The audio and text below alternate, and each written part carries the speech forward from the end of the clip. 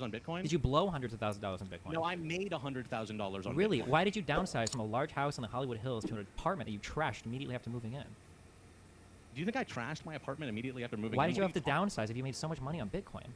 Oh, I'll tell you what, because I was making Uh-huh. $250,000 a year at Jimmy Kimmel, Wow. and I quit that job. I quit that job after For making mental $400 health a reasons, year. right? 'Cause I did- everybody no, was bullying yeah, you I did about it? actually. Uh-huh. Yeah, no, I had a mental health day. Oh, just and one? then Just one nearly- mental health and then day? Because it nearly kind of a seems like year- your life well, is just a string of mental health days. But go ahead. It kind of sounds like you're big mad and like You going. think really, I'm the just one that over sounds me big mad right personally. now?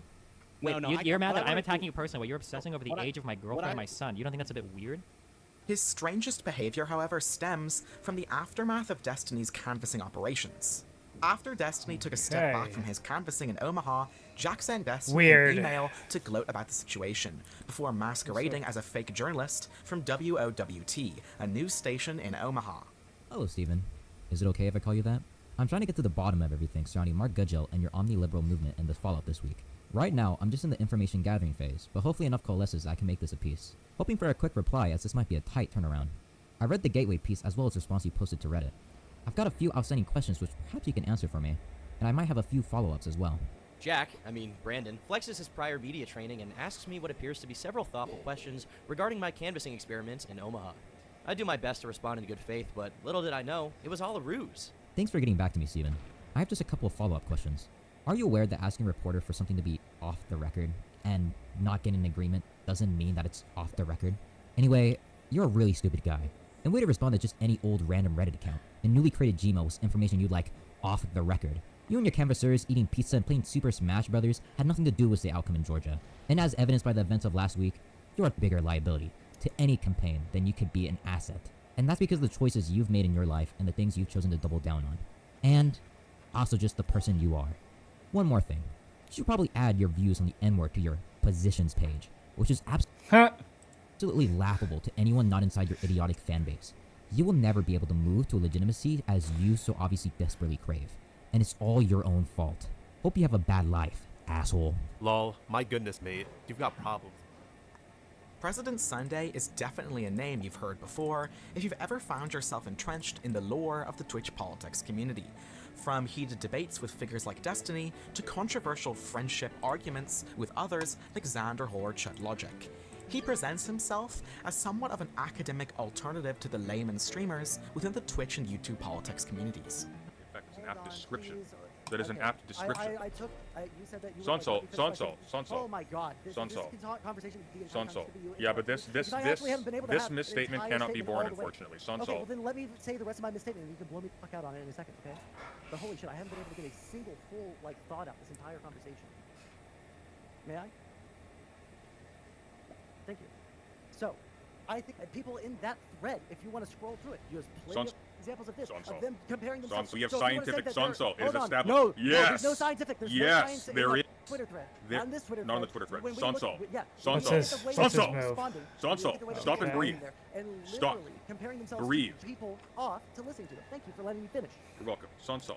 We have the Florida Medical Board. Face on the internet. That's what I'm saying. I've never seen this guy. You are the epitome of what it means to be like a weird clout chaser because you're too scared to let people talk. Yeah, okay. You know that you can Sonso, purchase signals for a couple Sonso, seconds. Sonso, And I will Sonso, challenge you now, Sonso, and this will be Sonso. my last thing. This will be my last thing. I will challenge you now. Can you steel man my position as I have stated it? Yeah, you only got to go into Oh, holy shit. So yeah, you are admitting right now that you did not listen to a goddamn word that I said whatsoever in this entire conversation. You are such a coward to talk to anybody about the things that they believe. You cannot let them speak. You cannot. Sonso. You're so scared of actually Sonso, putting out what their position is. Sonso, My position Sonso, is that I think Sonso. that there are better and worse ways to have discourse. Sonso, And when we Sonso, allow, yes, Sonso, you're not going to let me finish? Not going to attack. This isn't a rap battle. Okay? It's not This isn't a rap battle. Slow down.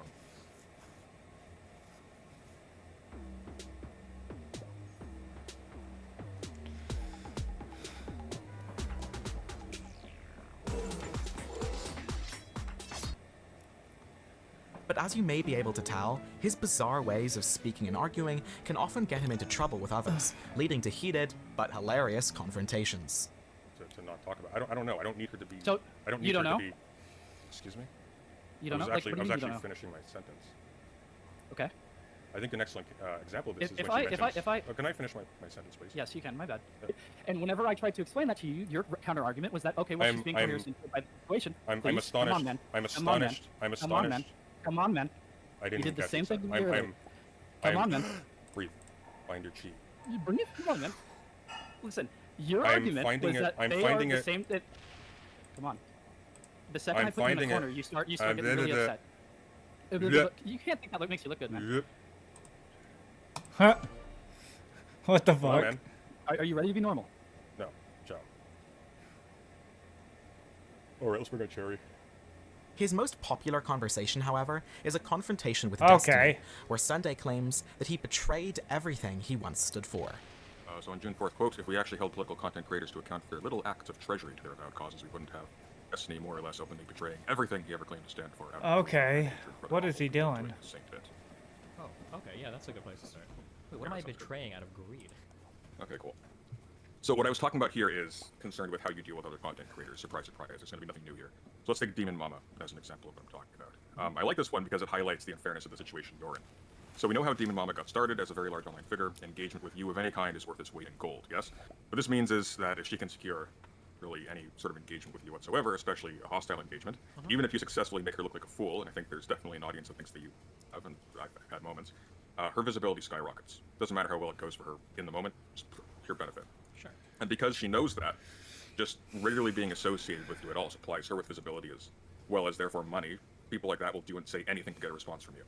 And no matter how abusive or dishonest she is because of your relative size, people will blame you for diverting your audience to terrorize her if you respond.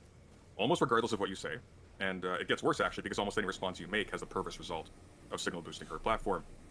So defending yourself only encourages her to repeat the process. Again, it's perverse, but you in effect helped make her channel viable just by defending herself. Just by being you, and by being decent enough to give her the light of day.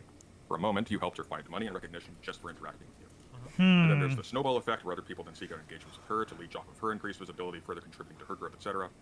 Other examples abound. Keppel's made disgusting false claims about you, and was likewise rewarded for it. So it doesn't matter how nice or mean you are, just by engaging with these people, you help them grow. So I think I get your frustration here. Am I being fair to you so far? Yeah, I mean, it sounds like I'd say so, yeah. I don't know how you explain how you can help someone increase her funds and visibility who, in your words, literally flew to France to get into a boat to help drown refugees. Yeah, I mean, I guess the issue is that if I were to take everything that you've said thus far as being true, which it is true, and there's a discussion I've had in my community a lot, where I'm basically left in a world where I can never engage with anybody that I have substantial disagreements with, because I would signal boost them.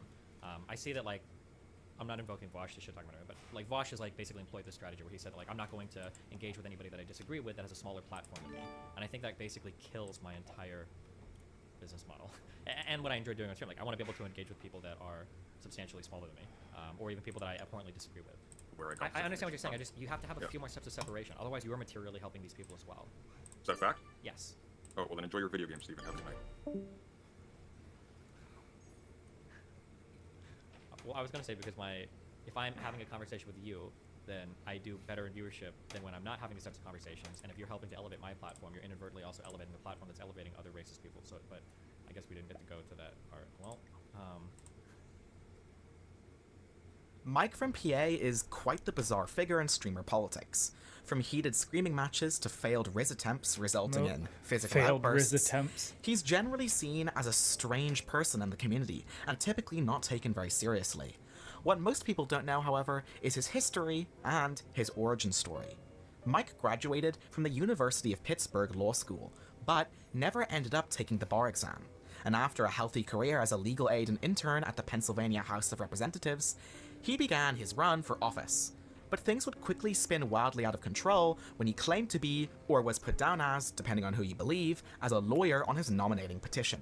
And, since this was technically false, it disqualified him from running for office. However, he was able to get 300 people to write in requesting they could vote for him, which in turn allowed him to run.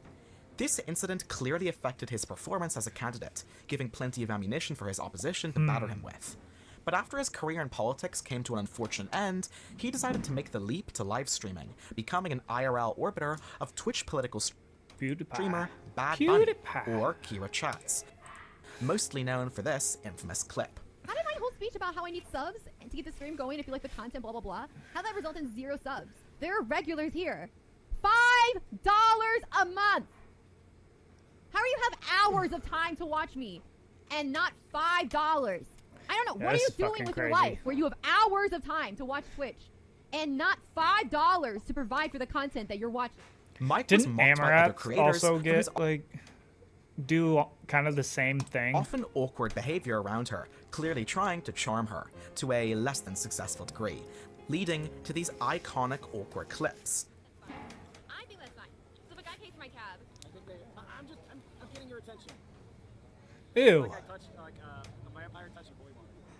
What the fuck? Bro, what? Ew. No. Don't do that, bro. He thinks you're kidding. He still thinks I'm kidding. Why are you simping like that? Still thinks I'm kidding. I don't think you're kidding. Really?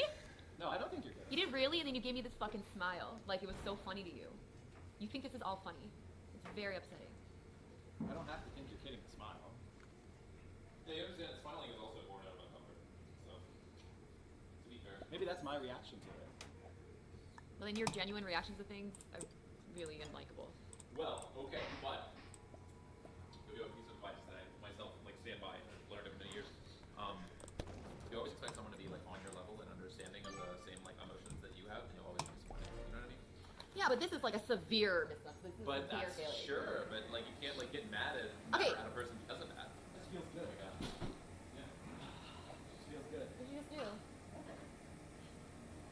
Why is this couch now moved? Did you just hit the couch? I just nudged it. Oh shit, they're here.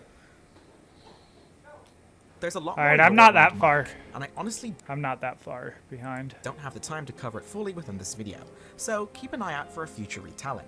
In the meantime, however, enjoy this ballad dedicated to Mike and his journey from longtime Destiny community member and personal chef, Lycan.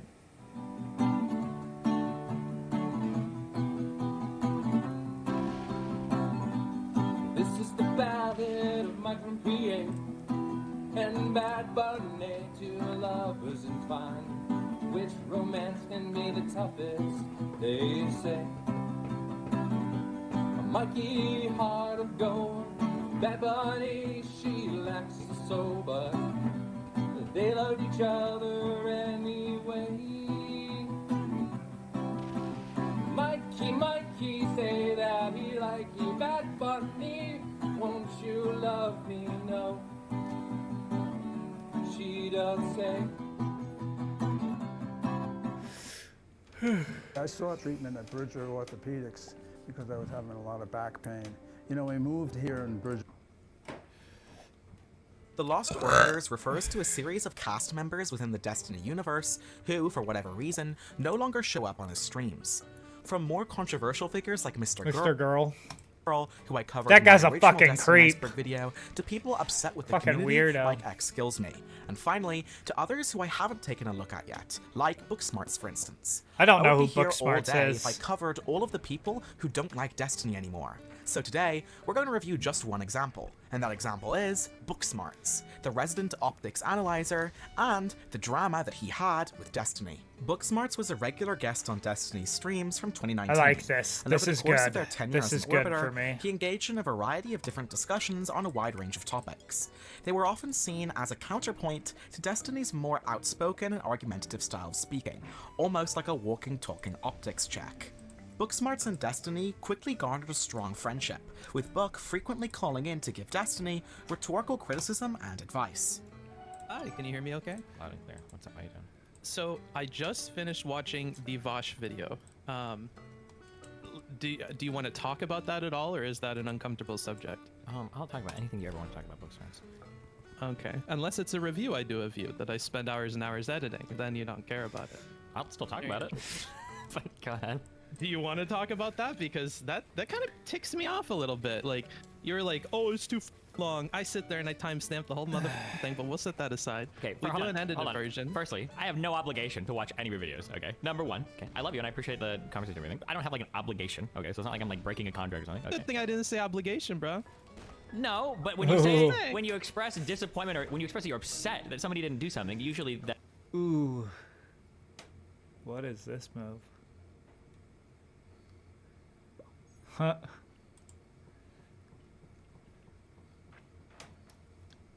Good. That upsettedness is usually like an inability to fulfill an obligation. That's usually why we get mad at people. And go, oh, like you didn't do that. Oh, are So you there's invalidating my feelings right now? I think I have every right to be upset that you wouldn't even watch it. I think that's... It's safe to say Destiny and Book ended up fostering a good relationship and having many good conversations, but cracks in their bond began to appear when the Bob 7 drama dawned. Bob Destiny and 7. Booksmarts clashed over his use of the word manipulative to describe Destiny's behavior during the Bob 7 drama, with them having a heated debate about the issue. I think it's fair to say. Okay, we have to understand this. Do you understand that when you say manipulative, like, the implication there is actually far darker than what actually happened? Do you agree with that or not? I don't think so, but I don't put a lot on that term. I think that's, like I said at the beginning, I think it's a really vacuous thing you guys toss back and forth at each other. Okay, hold on. I don't think it's vacuous. I think this is like material to like everything that's being talked. Even though the two clashed over this, their drama wouldn't reach critical mass until Destiny's Twitter fell into peril. Destiny ended up confronting Booksmarts, and this led to a heated Why the conversation. fuck would they break me like that?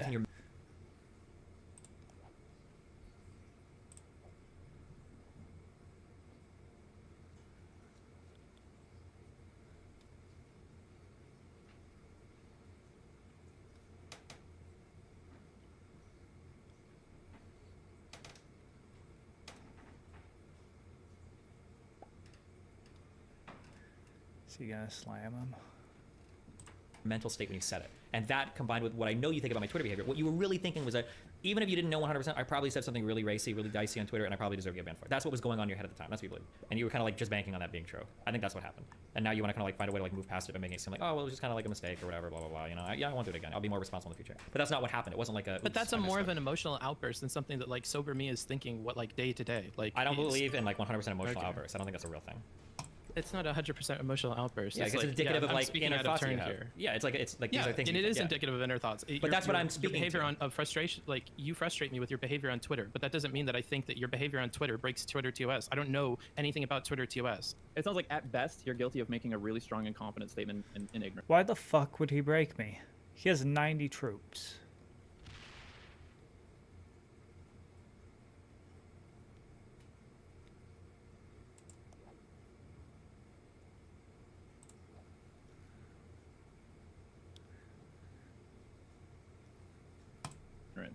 Yes, and that's what, of course, is what I'm gonna think is going on here. But like again, I'm ignorant to whatever this jerkwave is about you, anyways. I understand people are gonna applaud if you weren't even banned on Twitter. This is about a hypothetical in the first place. There's no It's wave not that about I'm a jumping. hypothetical. It's about my very real permanent ban status on Twitter.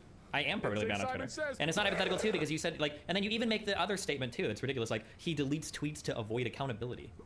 Yes, I think you deleting tweets that you think you're going to get in trouble for is avoiding the accountability that those tweets would bring upon the account. Like, I feel like that's tautological to use what you said earlier. It's... Here's the plan. You sneak past the guards and grab the treasure. What are you gonna do? Alright, I'm gonna it shop didn't at break me. thriftbooks.com, but there's millions of books for... Wait, real quick, how do you feel about that behavior now after learning about, like, the ban or you know, taking... Alabral is a Twitch streamer, YouTuber, and D&D superfan, social media personality who is known for his commentary on the Twitch community and his appearance on panels like the Raj Royale. Over the course of his career, he's gotten into a lot of controversies, but it wouldn't make much sense if I didn't use some of his most bizarre and angry moments on the Raj show to introduce him. You know, first of all, give Greek a congratulations because he's lost a tremendous amount of weight. Let's give it up for you. Oh my God, yeah, he's lost a lot of weight. Congratulations and keep going. but the question that I have to ask you, Greg, is side between Lumiru and Alabro. Jesus Christ, these are getting hard. All right, Lumi, you're up. Why do you want to be here? I want to be here to spread the social justice agenda thing, the gay agenda, and the social justice message. Me. It's okay. All right, Alabral, back on the chopping block again. Why do you want to be here? Don't them, they're asexual. What? That was pretty weird. What are you talking about, Alabro? Wait, what happened? I didn't follow that at all.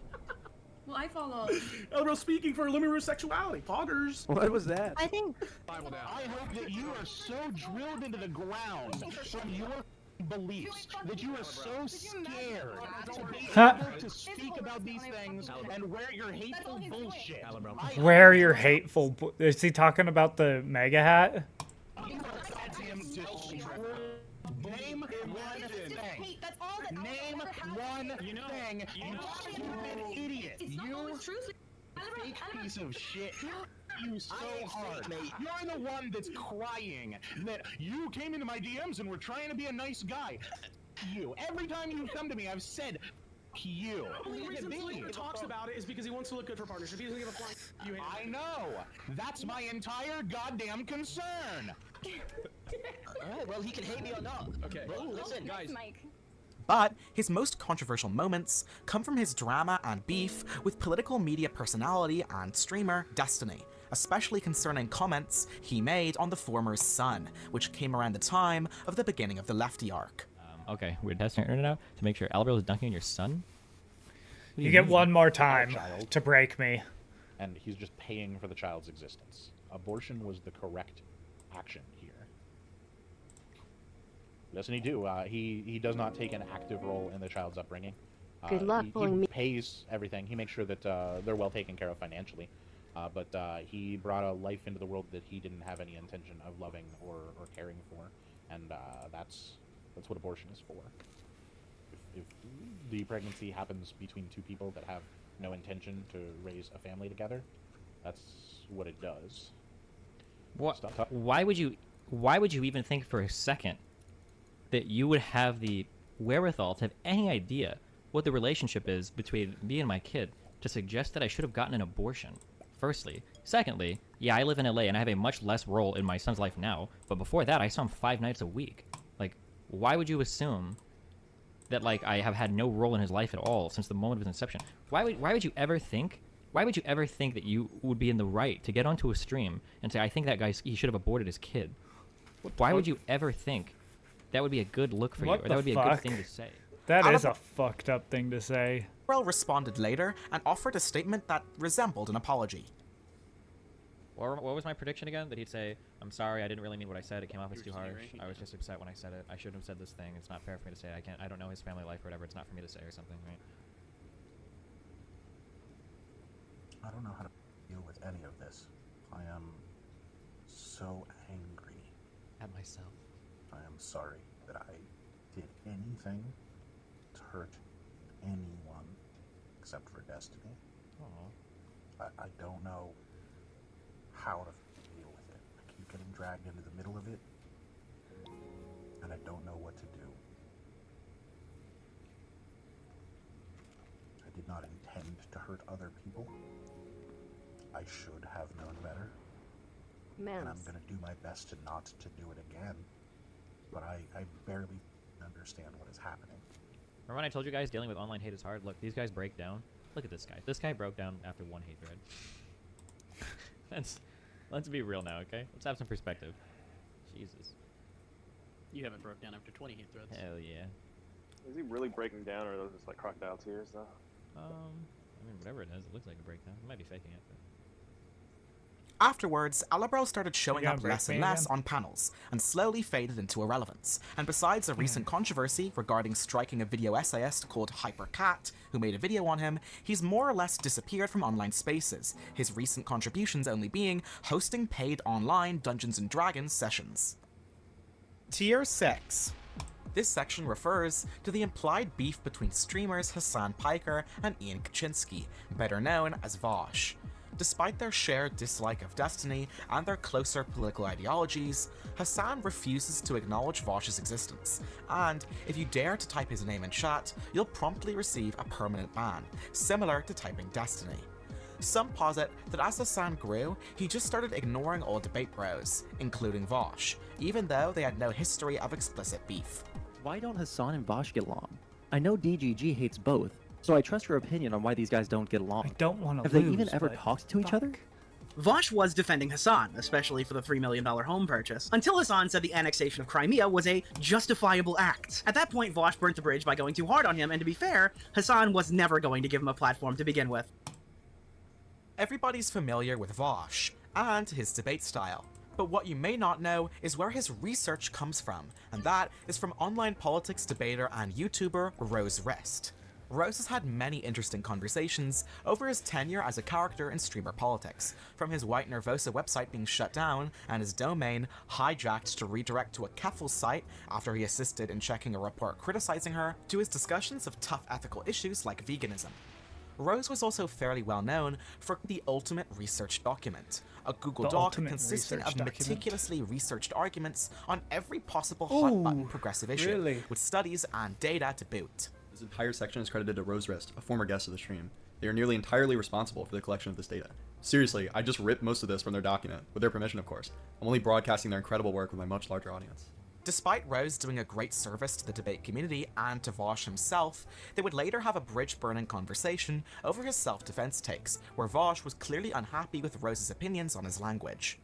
Another question I have right now. So, you talked about the utilitarian thing before. So, if it would be possible, if it were to be possible to get away with, Republican lawmakers with no consequences, would it then be? Are you actually Fed posting at me right now? You're What the glowing fuck? in this convo. Wait, are you being fed these questions? No, I'm not being fed these questions. What? This is like the line of questions that I want to ask now. How the fuck did somebody in my chat get my Rose Wrist thing? No, I'm not trying. Wait, what was this? Debater and YouTuber Rose Wrist. Rose has had many interesting conversations over his tenure as a character in streamer politics, from his White Nervosa website being shut down and his domain hijacked to redirect to a Keffel site after he assisted in checking a report criticizing her, to his discussions of tough ethical issues like veganism. Rose was also fairly well known for the Ultimate Research Document, a Google Doc consisting of meticulously researched arguments on every possible hot-button progressive issue, with studies and data to boot. This entire section is credited to Rose Wrist, a former guest of the stream. They are nearly entirely responsible for the collection of this data. Seriously, I just ripped most of this from their document, with their permission of course. I'm only broadcasting their incredible work with my much larger audience. Despite Rose doing a great service to the debate community and to Vosh himself, they would later have a bridge-burning conversation over his self-defense takes, where Vosh was clearly unhappy with Rose's opinions on his language. Another question I have right now. So, you talked about the utilitarian thing before. So, if it would be possible, if it were to be possible to get away with, Republican lawmakers with no consequences, would it then be? Are you actually Fed posting at me right now? You're glowing in this convo. Wait, are you being fed these questions? No, I'm not being fed these questions. This is like the line of questions that I want to ask now. How the fuck did somebody in my chat get my Rose Wrist thing? No, I'm not trying to bait you into things. I'm just trying to understand exactly where this line is. I guess he's watching the stream right now. I don't know. If you could describe the exact rooftop vantage point from which you would, I defer to your answer. This section refers to a group of supposedly left-wing debaters, or massive trolls depending on who you ask, who advocate for an alliance between hardcore Trump supporters and communists. From dating Jonah Hill's girlfriend to debating Destiny Live, this situation is pretty crazy. But to start off, allow me to introduce Infrahaz and Jackson Hinkle. Jackson Hinkle, born September of 1999, is an American political commentator, YouTuber, and social media influencer. Hinkle has been described as far-right, right-wing, and conservative, and he's also been accused Well, is this the guy who's like a mega communist? of spreading misinformation and conspiracy theories. In 2021, he was banned from the social media platforms WhatsApp, YouTube, PayPal, and Twitch for violating their terms of service. Hinkle has had a litany of controversial views on a lot of different subjects, but his most bizarre discussions took place in the online politics sphere. Infrahaz, on the other hand, is a similarly-minded commentator with a flair for the dramatic, so much so that he's often been described as a troll. Ergo, they don't actually believe he holds the views he says he does, and after watching some clips of his debates, it's not hard to figure out why. By what justifications can Russia... Don't repeat the question, answer it. By what justification can the Russia... Oh, you're a tough guy, aren't you? You're gonna interrupt me. Answer it! Excuse me. Defend myself. How am I supposed to defend myself? By what justification can Russia... Invade South Ossetia? I want to know. You just told me that they're not ethnic Russians, so what's the justification? When it comes to fixing your car, shop CarParts.com. You'll find the right parts fast, and along with great savings, we guarantee your parts will fit perfectly. Get the right parts right now at CarParts.com. All right. You haven't demonstrated. The justification specifically is the fact that... Do we have more fillers to provide? All right, let's see what... Controversial views on a lot of different subjects, but his most... Hinkle has been described as far-right, right-wing, and conservative, and he's also been accused of spreading misinformation and conspiracy theories. In 2021, he was banned from the social media platforms WhatsApp, YouTube, PayPal, WhatsApp? and Twitch for violating their terms of service.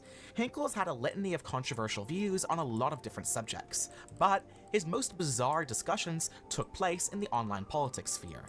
Infrahaz, on the other hand, is a similarly-minded commentator with a flair for the dramatic, so much so that he's often been described as a troll. Ergo, they don't actually believe he holds the views he says he does, and after watching some clips of his debates, it's not hard to figure out why. By what justifications can Russia... Don't repeat the question, answer it. By what justification can the Russians... Oh, you're a tough guy, aren't you? You're gonna interrupt me. Answer it! Excuse me. Defend myself. How am I supposed to defend myself? By what justification can Russia... invade South Ossetia? I want to know. You just told me that they're not ethnic Russians, so what's the justification? You haven't demonstrated. You haven't demonstrated. You haven't demonstrated. The justification specifically is the fact that... Do we have more fillers to provide me? No, the justification is very simple. What's the justification?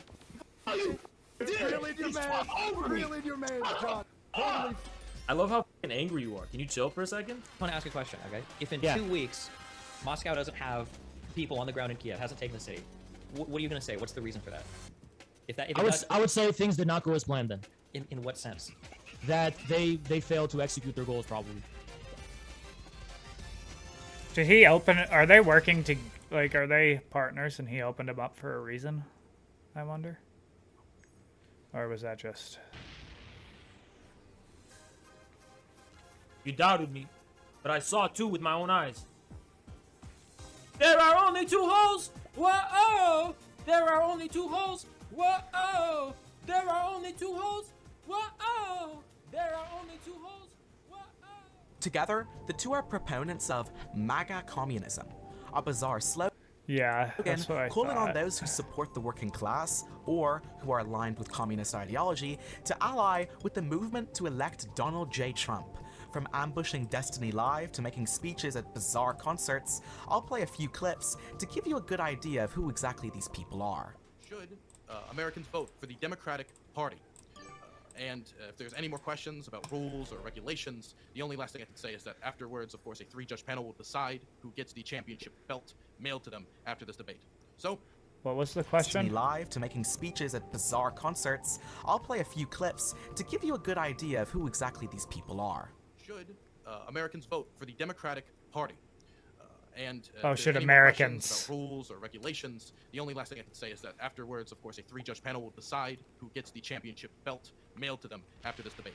So, is everybody ready? As ready as we'll ever be. Wonderful. So, since Infrared is the challenger for the belt, I will give him first word on should people vote for the Democratic Party. So to begin, hold on, wait, someone's at the door. Okay, Destiny. I can't mess with it's mind games. Hey, how's it going? Going great. Hello. How you guys doing? We're Doing doing good? great. What's the question? Should people vote for Democrats? Definitely not. Definitely not. Okay, if that's the intro, Destiny, now you can start with yours. The intro, I'll do my intro. I'll do my intro. We should not vote for Democrats because at the end of the day, Democrats are only an arm of the corporate oligarchy. They're furthering the imperialist wars. They are crippling more Americans. I into can't hear anything you're saying. Your mic is like really like fucking up. Is it too loud? Yeah, it's like the gain is like immense. The Ask Yourself universe refers to a community of politics and veganism debaters led by political YouTuber Ask Yourself, with his debates taking a focus on ethics and moral philosophy. Ask Yourself got his start on his YouTube channel around 5 years ago, having debates with notable figures like Hassan Piker and Blair White, questioning their ethics and their consumption of meat. Hey, Hassan, how's it going? Pretty good, man. Pretty good so far. I'm actually shocked that this is going a lot more cordial. Yeah, I know. I've done AMAs in here also and been generally pleased with how they conduct things. I think it's really good. Okay. Okay, so my question for you is on veganism. It's pretty simple. So my question to you would be, if we swap I all the don't traits of understand what he was crying about. What's he crying about? Why was he saying why? to match those of humans. Is there any trait that once switched would justify making humans into hamburgers? Oh no, we're doing the name the trait game. Wait, what? Too loud? Yeah, it's like the gain is like immense. The Ask Yourself I don't get how that explained who he was at all. He said he was going to show a few clips that would explain who that was, and it was just his mic being bad. Like, what? Okay, Destiny. What the fuck? That doesn't make any Yeah, I can't sense. trust it. It's mind games. Hey, how's it going? Going great. these people are. Should Americans vote for the Democratic? Wait, what? Do we have more fillers to provide me? No, the justification is very simple. What's the justification? Reel in your man! Reel in your man, John! Holy I love how fucking angry you are. Can you chill for a second? I want to ask a question, okay? If in Yeah. 2 weeks, Moscow doesn't have people on the ground in Kiev, hasn't taken the city, what are you going to say? What's the reason for that? If that, if I would say things did not go as planned then. In what sense? That they failed to execute their goals, probably.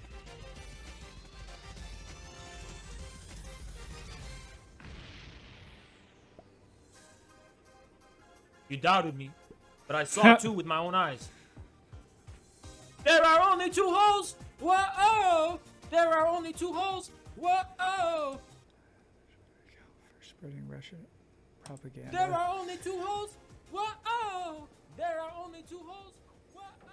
Together, the two are proponents of MAGA communism, a bizarre slogan calling on those who support the working class or who are aligned with communist ideology to ally with the movement to elect Donald J. Trump. From ambushing Destiny Live to making speeches at bizarre concerts, I'll play a few clips to give you a good idea of who exactly these people are. Should Americans vote for the Democratic Party? And if there's any more questions about rules or regulations, the only last thing I can say is that afterwards, of course, a 3-judge panel will decide who gets the championship belt mailed to them after this debate. So, is everybody ready? As ready as we'll ever be. Wonderful. So, since Infrared is the challenger for the belt, I will give him first word on should people vote for the Democratic Party. So to begin, hold on, wait, someone's at the door. Okay, Destiny. I can't mess with it's mind games. That is kind of funny. How's it going? Going great. Hello. How you guys doing? We're Doing doing good. great. What's the question? Should people vote for Democrats? Definitely not. Definitely not. Okay, if that's the intro, Destiny, now you can start with yours. Intro, I'll do my intro. I'll do my. What, is he trolling right there? Is that what they're saying? I'm confused with this. We should not vote for Democrats because at the end of the day, Democrats are only an arm of the corporate oligarchy. They're furthering the imperialist wars. They are crippling more Americans. I into- can't hear anything you're saying. Your mic is like really like fucking up. Is it too loud? Yeah, it's like the gain is like immense. The Ask Yourself universe refers to a community of politics and veganism debaters led by political YouTuber Ask Yourself, with his debates taking a focus on ethics and moral philosophy. Ask Yourself got his start on his YouTube channel around 5 years ago, having debates with notable figures like Hassan Piker and Blair White, questioning their ethics and their consumption of meat. Hey, Hassan, how's it going? Pretty good, man. Pretty good so far. Why? I'm actually What? shocked that this is going a lot more cordial. than Yeah, I know. I've done AMAs in here also and been generally pleased with how they conduct things. I think it's really good. Okay. Okay, so my question for you is on veganism. It's pretty simple. So my question to you would be, if we swap all the traits true of animals to match those of humans, is there any trait that once switched would justify making humans into hamburgers? Oh no, we're doing the name the trait game. This is like the impossible to defeat veganism argument. Ask Yourself quickly grew and even started debating people like. What was the question? AMAs in here also and been generally pleased with how they conduct things. I think it's really good. Okay. Okay, so my question for you is on veganism. It's pretty simple. So my question to you would be, if we swap all the traits true of animals to match those of humans, is there any trait that once switched would justify making humans into hamburgers? Oh no. A consciousness. We're doing the name the trait game. This is like the impossible to defeat veganism argument. Ask Yourself quickly grew and even started debating people like Destiny. Similar to Ask Yourself, there's also a broad group of debaters that focus on veganism, including Vegan Gains and Avi Bitterman. Let's see, we got some soy A consciousness and a soul, I would say. protein isolate right here. I eat this every day. We got lentils. This is the bulk of my diet. Got oats here. Got nutritional yeast. Tell me, which of these products contain corn, dude? Huh? I eat corn? Hey, go get the rest of it. Really? Okay, sure. I'll get my entire kitchen. Richard, What? you calm down. You're scaring me, man. I'll get my entire goddamn kitchen. Let's see. Can you calm down? Yeah. You're screaming like crazy. Yeah. What's he doing? I feel bad for his wife. Okay, let's see. Tell me. Here's some yellow. Oh no, this is brown rice. Does brown rice contain corn? Let's see what else. We got a sack of potatoes. I wish I knew what happened before this. Here, do potatoes contain corn? Yellow split peas. Is this corn? Oh, I got green peas. Is this corn? Where's the goddamn corn, dude? Tell me where the corn is. There's some more back there. Go get it. As we close off this video, I want to reflect on the somber fate that has befallen the Twitch politics community. Once a titan of discourse, with panels, controversial figures, and scolding hot takes, has now become an insular husk of its former self. We've entered into something almost akin to a Cold War period. How is it that 3 of the most popular political content creators of all time hate each other and won't even speak to one another? It's a sad fate for a community that once inspired the passion for driven dialogue in its viewers and its streamers. However, I want to offer some optimism. Coming up on the 2024 election, is it possible that the community will endeavor to reunite, to put aside their differences for the greater good, and to advocate for a better future together? It seems we'll just have to wait and see. But for now, the community remains as fractured as it seems it'll ever be. But what if this was all by design?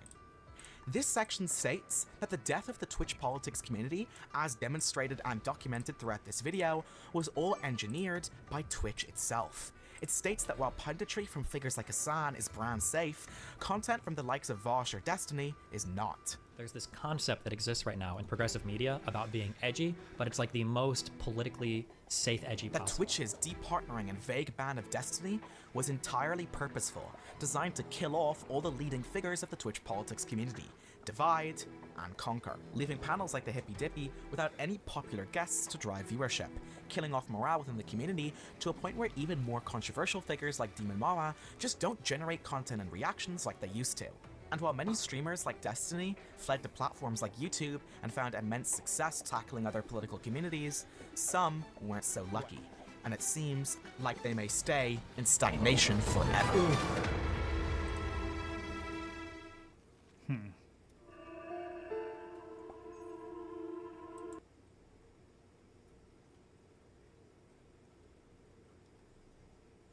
Logan Paul is refunding people he scammed if they promise to stop suing him for the vastly larger amount he may owe them. And honestly, I'm conflicted. Because on the one hand, victims getting money is always great. And I'm proud that our investigation If led they to some stop real suing him. or consequences. But I can't pretend that things are fixed or fine for people who entrusted me with their story when that's just not true. So here's the real, more complicated story in 3 parts. The refund offer, the zoo tokens, the lawsuit, starting with the most important part. And if you get one thing from this story, this should be it. These are the estimated damages in CryptoZoo, $18.5 million, which comes from a combination of ZooCoin and NFT sales. And then this, much smaller percentage of that pie, is what Logan is actually offering to refund, on the condition, though, that all of the people who spent the last year suing him, for the larger damages, drop their case. So that's a refund of only 12% to drop 100% of the case that, as far as I can tell, Logan may be losing. Put in that light, then, this refund starts to look less like a good faith attempt to make things right and more like a cynical bargaining chip to avoid getting in even more trouble. And a careful look at these refunds conditions show that Logan is even less serious of a person you may give him credit for. Logan is offering only a 1-month claim window for this refund, given a year after waiting, and hidden in this wall of text is the most shocking part, which is that he's not releasing the CryptoZoo game at all. Which, I know we all kind of knew that, but is actually insane. Because that's the thing, to be clear, he's sold millions of dollars of NFTs for and tens of millions of dollars of in-game CryptoZoo tokens for. I knew he wasn't going to make it right. We all get that. But I watched for 3 years 64. as Logan's All right, fans, I'm and catching that's what up. these investors were. They were fans of Logan Paul. They spent 3 years begging this guy to make this game. And the entire time, he told them he was working on it. And I thought, even at my most pessimistic, that Logan would at least crap out some abomination that he described as a game that limped past our I thought that he did make the game thing, but it just sucked ass. lowest collective and didn't expectations. work. But I was wrong. I mean, I wasn't wrong the first time he said I was wrong when he said he was going to still finish the game. I was wrong that he was going to do it at all. But even after 12 months of work, you've still managed to overlook one crucial piece of information. See, even though I've said it's coming so many times, you've assumed that CryptoZoo isn't being made. Who are you to decide when the development timeline ends? Trust me, CryptoZoo is coming. I will make damn sure of it. Oops, so much for making damn sure of it, because there's no game. This is what makes this such a massive con. This guy sold millions in NFTs, tens of millions of Zoo tokens, and he's not even going to release the thing he promised this whole time. This is why it's such a slap in the face. These investors spent 3 years waiting for a game. Not only that, 2 years waiting for an update, which he never gave, and then a year suing him. And after all of that, all he offers is a 12% refund, no game, 30 days to accept. So look, Logan's already taking heat for making good on a promise that he made a year late, but that's not even true. He's not making good on this promise because it's not the same promise. Last year, what he promised was no strings attached buyback, and you get a game. This year, it's please drop your lawsuit, and you don't get a game. Which is incredible to me that there are influencers out there like KSI parading this around like a win for Logan Paul. Like he's some sort of hero for offering a year late, half-baked settlement offer. KSI says, what will the haters say now? I don't know. How about where's the game? Where's the art? Where's the millions invested? Where's the motivation for this tweet? Oh, wait. KSI is a co-founder with Logan and Prime. So, of course, that makes KSI Logan's new biggest fan. But seeing as how Logan treats his biggest fans, don't say I didn't warn you. So that's part one, the refund. Now part two is the Zoo tokens. Remember, there were two parts to CryptoZoo, the Zoo tokens and Egg NFTs. Now, the tokens were the vast amount of damages that were actually caused, while the NFT sales were much lower. Logan conveniently wants to refund this much smaller part of his game, the NFTs, while pretending that these Zoo tokens were never a real part, they were just gambling. Now this was sort of less bad when the game was still gonna come out because, you know, it made some sense, maybe you'd still have these tokens, but now it makes no sense at all. From Logan's statement, this buyback is a way for me to make whole those who intended to play CryptoZoo. The buyback is not intended to compensate those who gambled on the crypto market and lost. So he's describing people who bought his in-game currency as gamblers. But that's confusing, because the whole point of these Zoo tokens was to buy the Egg NFTs and play the game. That's literally how it worked, according to him. So instead, he calls people gamblers, despite also saying, quote, Zoo token was created to support the CryptoZoo game and its players. It was, quote, not intended to be an investment vehicle. So how can he say that, then turn around and say people who bought this were gambling? If it's not... Well, I mean, I would say that when you gamble, you're playing a game. So an investment. I guess How can I you get what refund he's people saying. who intended to play CryptoZoo if you don't refund people who bought the token that was, quote, created to support the CryptoZoo game? You can't. It makes no sense. And this is why I say this isn't even close to a full refund. And now that he's abandoning the game, what we actually have is millions of dollars of in-game currency Logan sold that he won't pay back. Which brings us to the final part of this story, the third part, the lawsuit. After telling all his fans that they were gamblers who lost, Logan has one final surprise. He says, quote, I have filed a lawsuit in federal court in Texas to hold these bad actors accountable, people who ruin CryptoZoo. But what Logan doesn't tell you is that Texas lawsuit is something he's being sued in already. He's a defendant in the lawsuit that he links in his tweet. He's just cross-suing his co-defendants. Like, he's already being sued, and he's just re-suing the same guys who are already being sued. And who are these secret bad actors Logan's going to hold accountable anyways? Turns out it's his employees he hired, Eddie Ibanez and Crypto King, which all of us already knew because I investigated the story a year ago. But imagine my surprise when Logan Paul tries to rewrite my investigation to pretend he did all the work himself and uncovered the real scam of CryptoZoo while simultaneously trying to erase his part in it. He says, and I find this very funny because I spent a year on that story, quote, this lawsuit is the result of an exhaustive investigation that included the review of the entirety of conversations. You'd be forgiven to think he was quoting my investigation. He's not. He copied it and tried to rewrite it to make himself look good. In this lawsuit, he says things like, hey guys, turns out Eddie Ibanez's entire backstory was a fabrication, including the MIT NFL story. Can you believe it? It's like, yeah, we know. And then he goes, yeah, well, you won't believe what I discovered. Crypto King secretly sold tokens. How does a funnel change anything, let alone how does a funnel change everything? Well, a funnel can change the car you drive, the house you live in. Yeah, we know. Logan just shamelessly rips off my work claim for claim without citing me. I mean, he says things like, Mr. Greenbaum would later admit that he made millions of dollars through his surreptitious sales of Zoo tokens. But where did Logan find that admission? Was it perhaps when he investigated my video? Time and time again, this lawsuit copies my work, but is embarrassed to cite it. So they even have to say things like, based on public reports. What public report? Mr. Ibanez made... What?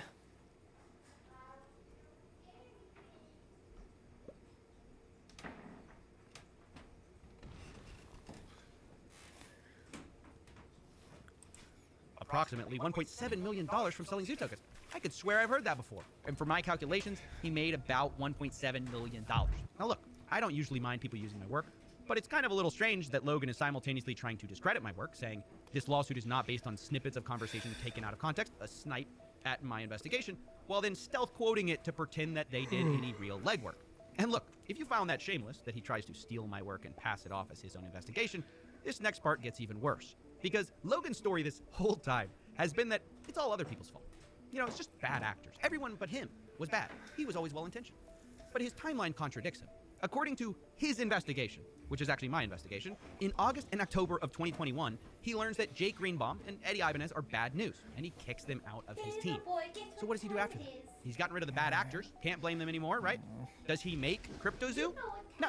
For a full year before I made my video, Logan Paul had full control over his project. He admits it in his own I need to lawsuit, win and he this did nothing. game, He so said nothing. So how does he avoid accountability now? Well, enter the whipping boy Jeff.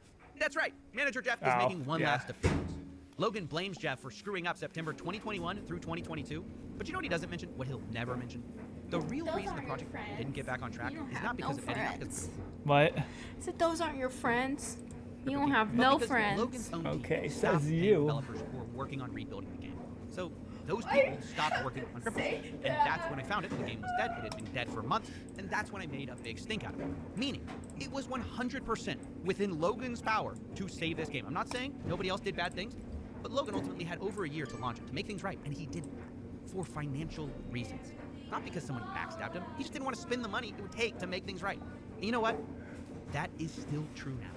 It is still 100% within Logan Paul's power as a near billionaire with Prime to make things right, fully right, with his fans who he scammed. And if he did, gave a full refund, we would all celebrate. Me foremost. But will he? Or will he try to dodge responsibility, cheap out, rip his fans off, and avoid accountability? I think it's the latter. So, those are the three main points. You're all caught up. To recap, part one, refunds. They're being used as a bargaining chip to drop a lawsuit, and so he never has to produce this game, which has been promised for 3 years, and he's sold tens of millions of dollars for it. Part two is the zoo tokens. He's pretending they're not for a game that they definitely were for to avoid refunding people, when in fact he admits they were created to support the game. Part three is the lawsuit, where he stole my investigation, tried to pass it off as his own, but just cuts out the part where he did everything wrong, and leaves out the entire year where he was solely in charge of the project. No bad actors. He could have fixed everything, but he didn't, because he's cheap and doesn't want to pay anybody. Anyway, I hope that catches you up with what's been going on, and I hope we as a community can have the nuance and complexity to hold in our minds two things at the same time as true. One, it's always good if victims get any money back, and we should celebrate that. However, number two is that doesn't mean we can't fight for 100% of what they deserve. And Logan Paul is not a hero for doing this or making things right. He's a serial scammer who's offering a minority refund as a last-ditch effort to save his wallet and his reputation.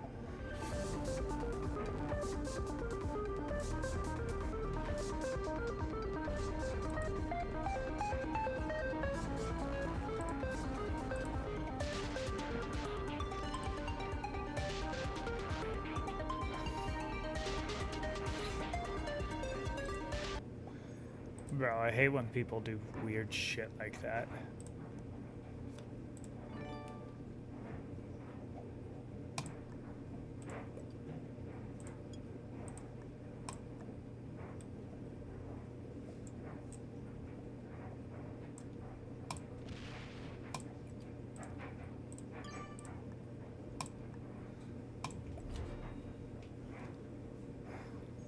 Alright, now let's watch this one. By the way, look at Caleb. What dog did y'all feed these two before you gave them to me? What? They're absolutely destroyed. Mauled pair of head. Well, we can't even afford a new pair now with the current viewership. Yeah, we did get. Yeah, but bro, we had a 13-year-old. Like, come on, we're putting her on. She's 13. Admit, bro. Podcast, bro. Yeah, it is. We don't hang out as much anymore. And now 2 years later, I fell off. Just like this podcast, dude. All right? And I'm pissed about it. So for the longest time, the Impulsive podcast was This guy looks kind of weird. seen as Logan Paul's redemption arc and has proved that he was actually trying to become a better person. I mean, after all, it was a night and day difference from the content that he used to make in the past. And arguably, it was made for a more mature audience. However, lately it's very clear that he only sees the show and the platform as a way to advertise his own businesses and doesn't really care about it anymore, and for the past year has completely driven it to the ground. If you look at their most recent uploads, they've been really, really bad, and keep in mind... Oh yeah, that is really low for him.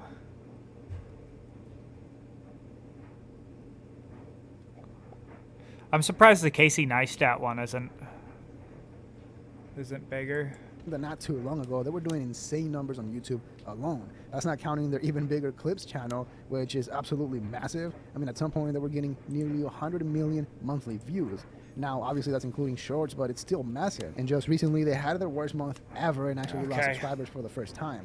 But in this video, we won't be focusing on the mainstream allegations, like the scam allegations and all of his mistakes. fucking break me. Because, let's be real, none of that really works. I mean, keep in mind that even after his whole Japan incident, when he uploaded that wild video, he returned and was bigger than ever. So instead, I wanted to focus more on how for the past year, Logan Paul completely lost it and has ruined his own reputation, a long-time friendship, and a massive business, which is the Impulsive Podcast. And what's interesting is that it all happened on camera. He essentially documented every step of the way, and it was clear that it all started with him showing how he treated his best friends and his own family. Incredibly wrong. Do you think So I then said what you do I need need a to- therapist because you believe in Jesus? What do I need a therapist for then? Jesus isn't doing it for you. And I what do I believe need a you're therapist for? I don't believe you're as emotionally mature as you could be. So when you think George needs a therapist, what category am I following? under? Emotional intelligence. Emotional me. Yes. I'm not emotionally intelligent. Could you pick a time and frame any day of our Sure. life? Here's one. 3 weeks ago when you were sitting in that chair, you stormed off this exact podcast because you were upset about something a comedian said. No, I was upset that I finally discussed. Listen, I that just was- answered your question. I'm not looking for rationalization about the thing. I just answered your question. Also, so what you what are you trying to said say? in the past that it's you like it when people storm off. So I asked you if I get upset and I want to storm off, is it cool? And you said absolutely. Georgie, you left, bro. I'm going to jump into You that one. mad? I'm not sure that that's representative of emotional. Also, like these type Even of though you told me conversations that I should be can't. behind closed doors. I'll do something. No, I'm gonna finish him off first. I gotta handle that business first. We'll see, bro, because you definitely sniped a Nate Diaz fight for me, and I've been so lenient in giving you your opponents, and I think it's But my... it's not your option to give me my opponents. You haven't fought anyone. You don't fight real fights. It's just not your option to give me my opponents. You're not even a fighter. Like, you do exhibitions and lost like 4 years ago. So it's Don't not your fucking option break to like me give again. me my fights. That me and Nate Diaz have been.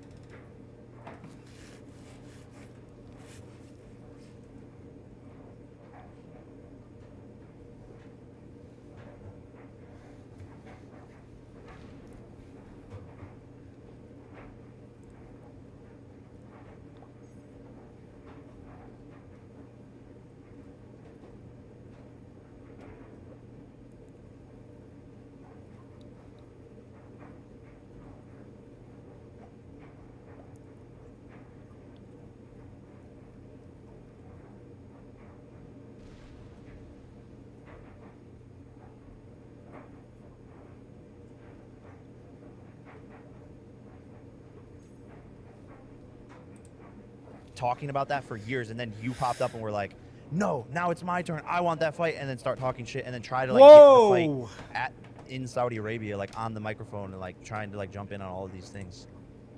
I think I'm better than you, and I think Nate chose you for a reason, and I think everyone knows that. Now, some people will argue that Logan Paul's life has always been on camera and that him sharing personal details on his podcast is no different than Why what the he used to fuck do in would the they do past. that? However, I think there's a difference between having some beef with your own brother or creators that are, the same size as you versus having a beef or a fight with your own friends, your own close friends who are way smaller than you are, and there's clearly a power dynamic going on. So that just makes it a little bit more serious now. Not only that, but naturally there's competition, huge egos, and millions of dollars involved in this whole situation, which makes it a lot more interesting. Because in terms of money and clout, the Impulsive Podcast is still a huge, massive platform and essentially a money printing machine. I mean, it's a great business to be part of, and the podcast has also fueled both George's and Mike's YouTube channel. Keep in mind that Mike's vlog or show, The Night Shift, started as a podcast on the Impulsive Studio and then slowly shifted into a vlog that also featured a lot of Logan Paul. However, as soon as he saw that one of his co-hosts wanted to start his own show that he wasn't going to have control over, he didn't like that. And it almost looked like he wanted to frame George as a bad co-host or as a bad person overall, which would explain why he was so satisfied or happy when Bobby Lee was completely destroying George Janko on that podcast until he eventually made him walk out. And then Logan Paul once again brought it up on another podcast and made it a point to call out George Janko for walking out, basically saying that he was emotionally immature and that religion probably wasn't working for him, which was a tough one and did not work well for Logan Paul. Honestly, I think it just comes down to respect. I think once you stop respecting somebody, they could only dance by themselves with respect until they're like, okay, I could dance on my own. Was it the religion? It's just their point of views, and it got messy, and it just started feeling like I wasn't around people that truly cared for my best interest. And I truly just had to respectfully walk away. And I'm just doing this for a couple weeks so then I could leave and clickbait that why I left Impulsive. You know? That's good. It's a good strategy. approach. It's been done. It's been done many Yeah? times, and it works. By who? Oh. Well, you can make a real living for yourself, you know? We've seen the model. We've seen the model working. I didn't know we were doing this right now. I'm sorry. I get it. I love this outlet. I love this outlet, and it exists because people watch. And without people watching, I just have a show like... And although we don't know exactly why George Janko left the Impulsive podcast, he himself has said that he essentially felt disrespected and that Logan Paul made him choose between his own show, doing his own thing, and being part of the Impulsive show, which then forced him to, go ahead and go on his own. Now, the way that Logan Paul handled the whole George Janko situation was definitely weird. I mean, he was I taking literally shots and making can't. fun of his new show, which, I think really shows how he truly felt about George the entire time. Basically, he was a close friend and a good friend when George was a yes man and was agreeing with everything he would say. But as soon as George started publicly disagreeing with him, then everything started going downhill. And now that Mike has also mentioned that he wants to start his own podcast, it makes me wonder if he's seen the ship going down in the future and just wants to have something else besides the vlog. But the reason why I brought up the podcast thing and what you said is not to toot a horn or like drive that into stone again. It's because I don't have that agreement on the podcast front. Okay. Like I can start a show tomorrow. In fact, we're at a point where I think he knows and everybody knows that if I do that, it just drives ancillary traffic back to our show. Like a rising tide is, you know what I'm saying? Like I mean, you look at Nelk. Tiny wants to start a podcast. They facilitate it within the Nelk empire. Full send. He's gonna promote Happy Dad. Like, yo, give me a bottle of Prime. Let me drive this shit because I'm out here and I'm causing. No, I'm saying that, by the way, maybe I wouldn't sound impulsive. Maybe it's not great for a Kevin Hart episode, but I can really talk my. The problem with me not reformatting into this saturated podcast world is I'm good at it, bro. Like I could really, like I can devour a 3-hour podcast. Give me 6 hours. I could do this all fucking ass. Study my guests. And once again, back then, the selling point of the podcast was that you were now seeing a better version of Logan Paul, mentored by an older person, guiding him through the way. And because of who he was, he had access to great guests, especially comedians, which made me watch the podcast here and there. But I think at this point, we can all agree that the whole thing was pretty fake. And it actually shows how good Logan Paul is or how smart he is when it comes to storytelling. Because now it's very clear that Mike was no mentor and had a little or no influence in Logan Paul's decision making. Because for the past year, every single mistake that Logan Paul made was a decision taken by him. Think about it. The way that he handled I'm not fucking attacking that. The way that he responded to CoffeeZilla, him getting into an argument with Jake Paul, his own brother, and then being okay with putting the episode up on YouTube. That was all Logan Paul's decision. Nobody else. On the spot, though, is Logan Paul still a better boxer than Jake Paul? No. There we go! Oh my God. There we go! I needed it. No, I actually gave up that thought like probably about a couple months before my last fight, but I was marketing, dog. That's right. That's true. We were getting some clicks. Now, even though Logan Paul has brought up some of his flaws on the podcast in an attempt to appear more self-conscious, it's clear that he's really not, and even his own brother has called it out and said that what he really needs is an ego death. Back to that briefly. What's the next course of action for you and Logan? Do you sit down and have a dinner and figure this out? Well, he needs to go do ayahuasca 3 times. That's not like I'm being serious. Like that's the only answer. Like it is like y'all about to go out like the Island Boys. No. Yeah. Why do you say that? Because he needs an ego death badly, and I think that's the only. Do you feel like you had an ego death?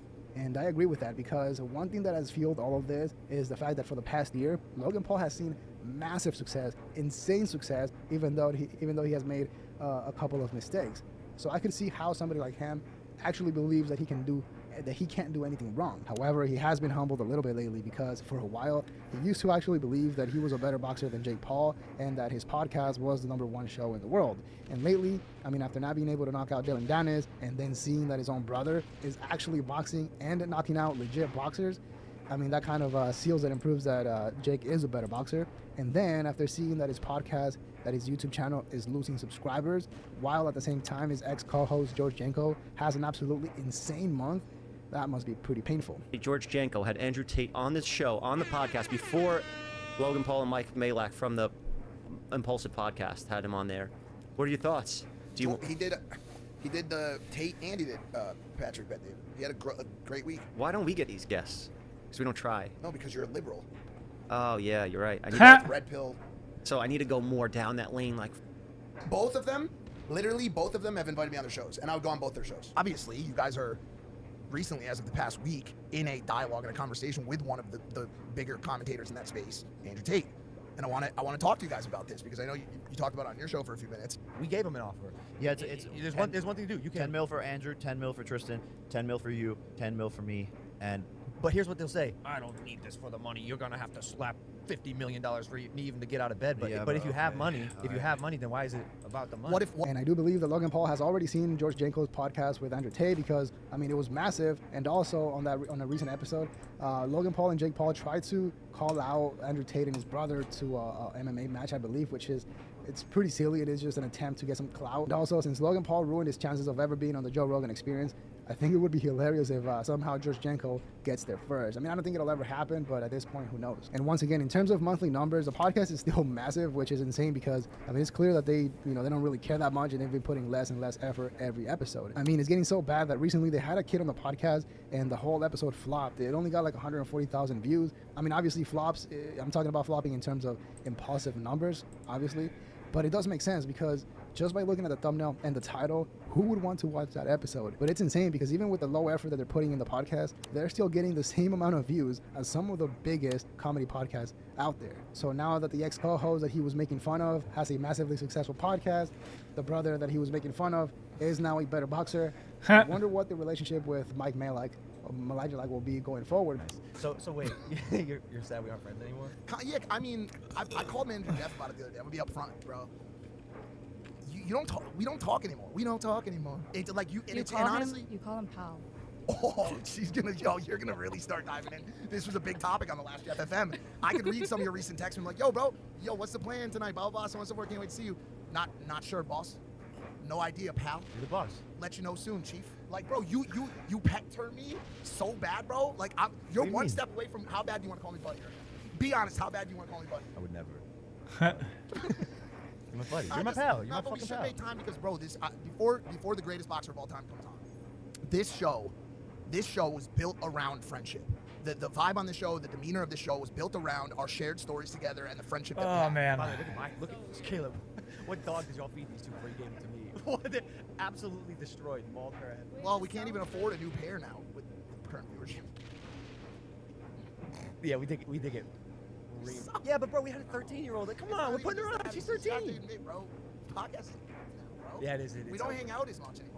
That's part of it. I'm gonna just come straight out. I'm gonna come out of the closet right now on this podcast. Now, obviously, besides their whole friendship falling apart, I think the podcast quality has dropped really, really bad, and the guests are a hit or miss. And another great way to tell how his reputation has changed in just 1 year is simply by looking at both of his appearances on the Flagrant podcast. For example, the first time that he was on, it turned out to be one of Flagrant's most viewed episode ever, and for the most part, the feedback was positive. But the second time that he was on, it was chaos. It is now Flagrant's most disliked episode, and the feedback was overall negative. Now, when it comes to Logan Paul, at least he was able to leverage his show to build a massive, massive company that will probably allow him to never worry about money ever again. So even if he does let the podcast go, it wouldn't really matter or make a difference in his life, but it would show that he was what he was all about, which was money. Now, to be fair, everybody knows that by this point that he only cares about making more money, but it's still so wild that he would stop caring about the podcast because you can still make it work, do it once a month or figure something out. But the fact that he just stopped caring about it, which makes me think that there is a possibility that he's making so much money with Prime, with his beverage company, that even the income potential of a massive podcast like the Impulsive Podcast seems like not that much to him, or it seems like it's not worth it, which is absolutely insane to think about. And this is the Like your first guests? episode I've ever felt like I was the outsider on it. Like Right. This I is know, our show now, I know actually. that. Welcome to Impulsive. Impulsive. That was awesome. Nina Eggdog Paul coming in hot on Impulsive. I actually thought about replacing you with her eventually. I think the audience would love that. Having a strong, independent female energy on the show. Cringe. I can't wait for all the Johnny comments. We'll, So we'll get into that. But no, Yeah. seriously, get the fuck out. Are we going to switch? Yeah. Oh, that's very nice. Is he is it gonna? okay for you? Now, I don't think the podcast Go will be and ending anytime take- soon. I mean, it's still a massive platform and a great way for them to advertise all their stuff. So I don't think it'll be ending anytime soon. However, I do wonder if the podcast will remain the same or if they will make some changes to it. Because although I don't think Mike is a bad co-host, he's all right, and some of his vlogs are pretty entertaining, I don't see a scenario where Logan Paul keeps him around for much longer. I mean, not in a bad way, but it's clear that Logan Paul is moving towards a more athletic lifestyle and,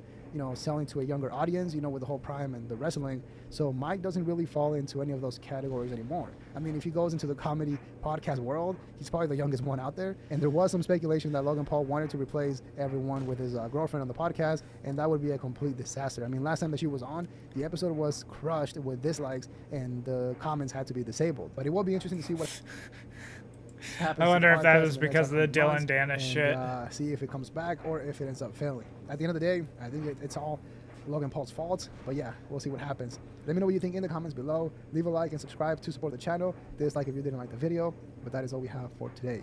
See ya.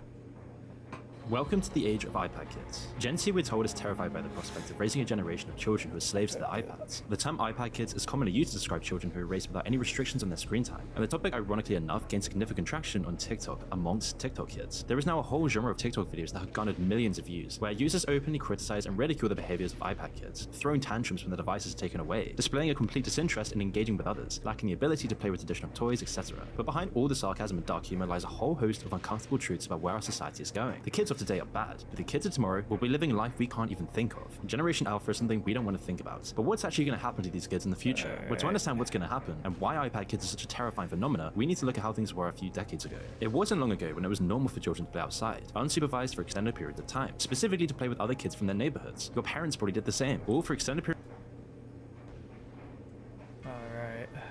of time completely unsupervised, playing sports, building forts, and climbing trees. And doing this helped children I mean, develop I even was like that, and I'm not that old. I'm 26, and I was like that when I was a kid. They learned how to communicate, how to negotiate, how to delegate, how to defend themselves, how to make friends, and the importance of teamwork. It helped them develop lifelong friendships. Play helped these children develop as humans to become, as the author Nicholas Taleb said, anti-fragile. It fostered creativity. Play, along with other key components like community, traditional family values, and religion, helped form what philosopher Peter Bircher called a sacred canopy, an invisible structure that stretched over society, providing a shield that protects people from the uncertainties and cruelties of life. Outdoor, unsupervised play helped create better citizens and, in turn, a better society. However, in the early 80s, outdoor unsupervised play became far less frequent, replaced instead by closely monitored trips to the park and heavily supervised play dates. By 1997, the year Generation C officially began, the days of widespread unstructured play were officially dead. And fast forward to today, and outdoor unsupervised play has almost been entirely replaced by indoor unsupervised screen time, and family time replaced by screen time. Today's children suffer from nature deficient disorder, a term coined by author Richard Louv. We're creating an environment in which, I believe, by definition, they are less alive. What parent wants their child to be less alive? What teacher wants their students to be less alive? At the same time, rates of childhood conduct disorder, a precursor to psychopathy, continues to increase. This worrying rise is completely connected to a lack of unsupervised play and the fact that more and more parents are outsourcing their role as primary caregivers. And outsourcing to who? Well, the people who control the algorithms. Artificial intelligence like Siri, Alexa, and a whole host of other artificial creations have zero interest in protecting the most vulnerable, and instead using them as pawns to advertise to, mold, and create into the ideal people for Amazon, Apple, or whatever big tech company. In truth, these advanced algorithms target babies and toddlers, identifying their weaknesses and exploiting them mercilessly, so as they grow up, they're always dependent on their tablets, and the effects of this. I wonder if he's gonna... Oh no.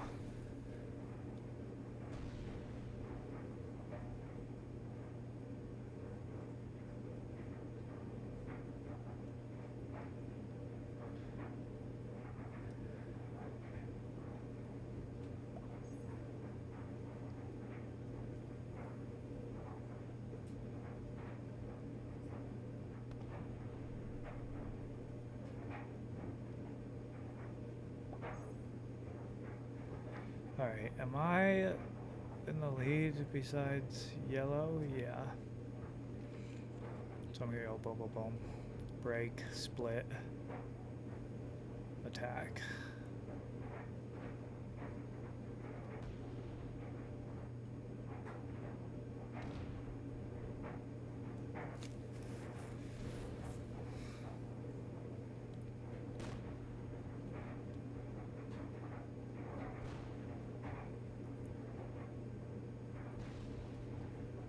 Is he gonna take all of these and then break them again?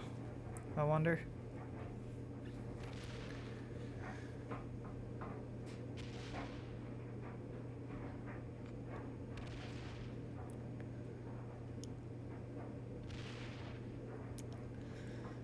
Let's see what he does.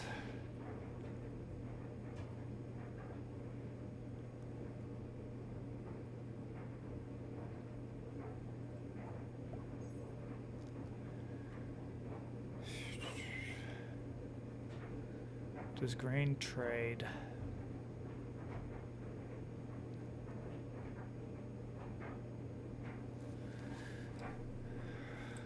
this will be disastrous for society. But the problem is today it's more and more tempting to rely on screens. Parents today have so many things to do. Both parents usually work now because no one has any money anymore. And so when parents come back exhausted, it's just so much easier to give their kid an iPad, while the parents can relax for an hour or two. But ongoing research consistently highlights the long-term effects of excessive screen time on kids. Such effects include memory impairment, reduced emotional control, heightened levels of apathy and anxiety, lower levels of empathy, delays in speech and language development, and even criminal behavior. And when parents aren't watching their young ones, sexual predators are. And I mean that quite literally, but more on that later. In 2017, psychologist Dr. Jean M. wrote for The Atlantic that Generation Z has in many ways been destroyed by the rise of smartphones. And we all know this. Generation Z is more anxious, more depressed, more suicidal, less likely to date, less likely to have sex, less likely to venture outside, less likely to have any friends, less likely to talk to family members, more lonely, more isolated, and more depressed. Generation Z is down bad. We all can see this. It's a horrific transformation in the last few decades that has created the generation we see today. But just think, alright, now I'm definitely the iPad kids, who are going to be even sicker, dumber, sadder, ah and more shit, lonely he than traded. Generation Z is today. Not to mention fatter. You see, children in the past would engage in hours of play every day, which not only allowed them to burn calories and maintain their physical fitness, but also facilitated social interaction, enhanced cognitive abilities, and alleviated stress. However, as playtime has diminished, all aspects of childhood development have been negatively affected, with the consequences on health and obesity being particularly concerning. The association between increased screen time and obesity is undeniable. More screen time activity tends to go hand in hand or hand in mouth with higher food consumption and less long-term gratification. Multiple studies have demonstrated that prolonged screen exposure actually leads to a heightened desire for food and increased snacking habits amongst children and teenagers. And to compound this, studies show that the most obese children go on to become obese adults. In fact, about 55% of kids who are obese during their childhood will continue to be obese during their adolescence, ostracizing them even further. That's why it's now estimated that around 80% of adolescents who are obese will still be obese when they reach adulthood, ostracizing them further and further, making them more unhealthy, making them have less testosterone and less ability to actually enjoy life as they should be.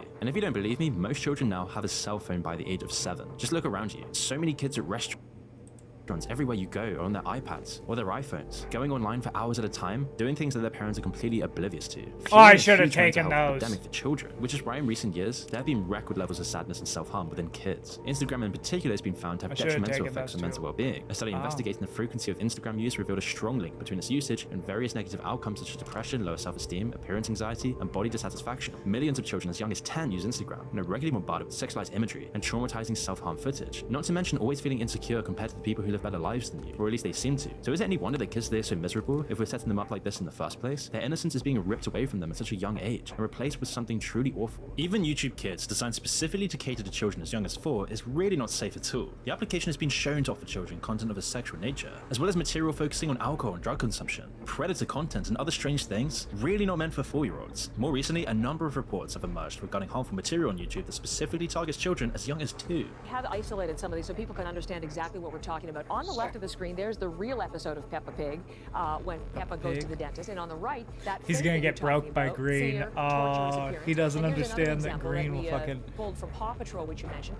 Firefighter to the rescue, and then on the right, the fake, the crash, the maybe death, it won't the because fear. there's a 90 right there. Basically, nefarious individuals have tampered with content from popular and cherished children's franchises, including well-known shows like Peppa Pig, Nickelodeon's Paw Patrol, and Disney's Froze. These perpetrators have inserted inappropriate and unsettling content featuring beloved characters, causing subliminal trauma to unsuspecting toddlers. And these are the people bringing up children today. When you get parents out or they come back from work all tired and exhausted, they just give the iPad to the kid who is then raised by these predators. The girls seem to have it way worse than the boys. It's just more and more we find out how bad social media really is for women in particular. We've all seen these articles like teen girls are facing a mental health epidemic, teen girls report record levels of sadness, American teen girls are not okay. Each one loaded with these horrific stories and weird side effects. And in recent times, psychological professionals have seen a huge rise in individuals seeking help for mental health disorders and symptoms resembling Tourette syndrome. And it's coming out more and more that TikTok's actually to blame here, as these are now being called TikTok tics, where young individuals, particularly young girls, are manifesting symptoms of various disorders due to exposure to social media influencers who themselves exhibit these symptoms. TikTok tics are distinct from what medical professionals usually see in patients with Tourette's. They're an example of mass sociogenic illness, or mass hysteria, where behaviors, emotions, or conditions spread spontaneously within a group, including online groups. Moreover, the more time individuals, especially girls, spend on social networking websites, the more likely they are to experience psychological distress and even contemplate ending their life. 60% of young girls claim they have now experienced bullying online as well, just compounding the mental health epidemic even worse. Is it any wonder that Gen Alpha is doomed? If Generation Z is as messed up as it is today, what's the generation of iPad kids going to look like in 20 years? Especially when screens and social media are not only ruining their mental health, but also making them devoid of any emotion in the first place. You see, there isn't just a rise in TikTok tics, but social media sites like TikTok and YouTube are actually shown to increase psychopathy. Now, psychopaths, otherwise known as people who suffer from antisocial personality disorder, are characterized by their coldness, manipulativeness, antisocial nature, and narcissistic tendencies. And of all the people in society, they tend to be some of the most toxic, doing whatever is needed to get what they want. want when they want it.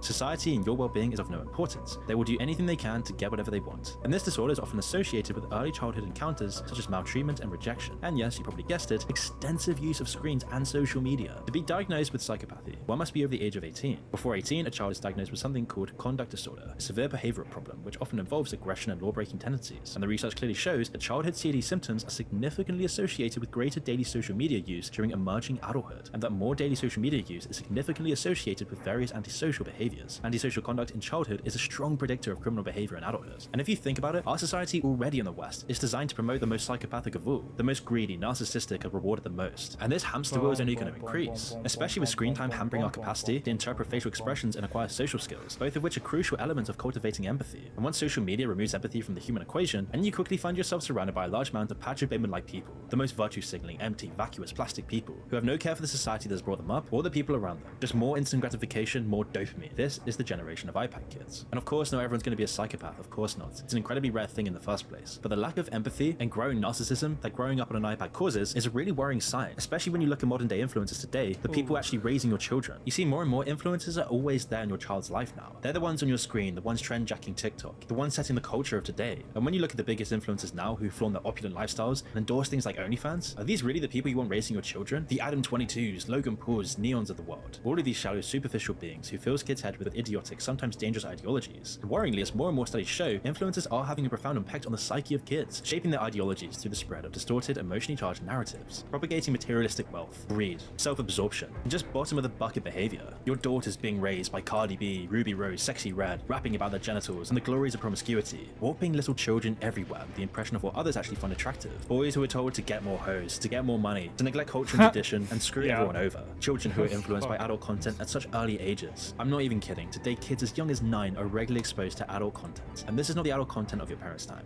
We all know what this is. It's the most degenerate, debauched content imaginable. Compilations of the worst things you can think of, completely destroying your children's dopamine. Because in our society, people are just too tired and overworked to even have the time to raise their children properly anymore. So giving them an iPad to numb them just seems like the easier option today. But when you really think about what's going on here, when you really think about what they're being influenced by, the fact that children everywhere are watching this kind of content before they've even had their first kiss, what is this doing to children's brains? Well, not only is it ruining their attention span and their empathy, but it also has detrimental effects on their developing prefrontal cortex, a region of the brain responsible for rational decision-making and impulse regulation. Consequently, when this area is compromised, children are prone to displaying impulsive behavior and making even worse decisions. Without a fully functioning prefrontal cortex, a human runs the risk of living life full of recklessness and poor choices. Even the iPads given out in schools aren't safe. There's just more and more stories emerging involving young children, third graders, being given unfiltered iPads and being fed the most disturbing material by these algorithms. Although Apple screen time was introduced in 2018 to stop this very sort of behavior, with restrictions ostensibly designed to help parents and educators, it's usually never that effective. Children can just easily circumvent these minor obstacles and end up accessing the most depraved content you can think of. New research from Imperial Software shows that 1 in 4 young students have watched harmful or violent content online while in the classroom, and 17% were watching it on a school device. And even 1 in 10 children have used gambling sites through these iPads. And again, to be clear, all in the classroom. If all this isn't depressing enough though, there's one thing that's even worse than a generation of iPad kids: predators exploiting Generation Alpha. Now this happens with every generation, and they say that in a city, you're never more than 6 feet away from a rat. But online it seems children are never more than 6 clicks away from a predator.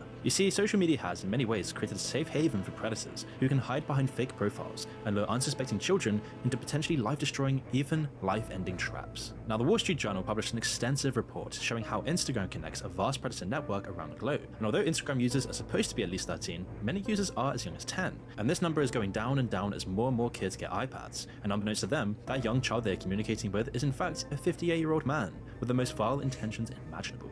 Meanwhile, TikTok, the most popular social media platform in existence, has been called the perfect platform for predators. Now we all know the online world is crawling with monsters, the type of people who specialize in destroying children's lives. A recent study conducted by Israeli and American cybersecurity experts reveals that predators who contact kids through social media exploit security breaches to secretly activate their webcams without the knowledge or consent of the children. And at the same time, there's been a huge increase in cases of children falling prey to online extortion, sextortion, the criminal act of manipulating children who are then coerced into sharing explicit images of themselves with abusers. These abusers then threaten to distribute the pictures if a ransom is not paid to them. Sexual predators are on a new playground here, targeting kids by chatting with them while they play popular video games. CBS 8's Anna Marie McNichol working for you with how parents can protect their kids from becoming victims.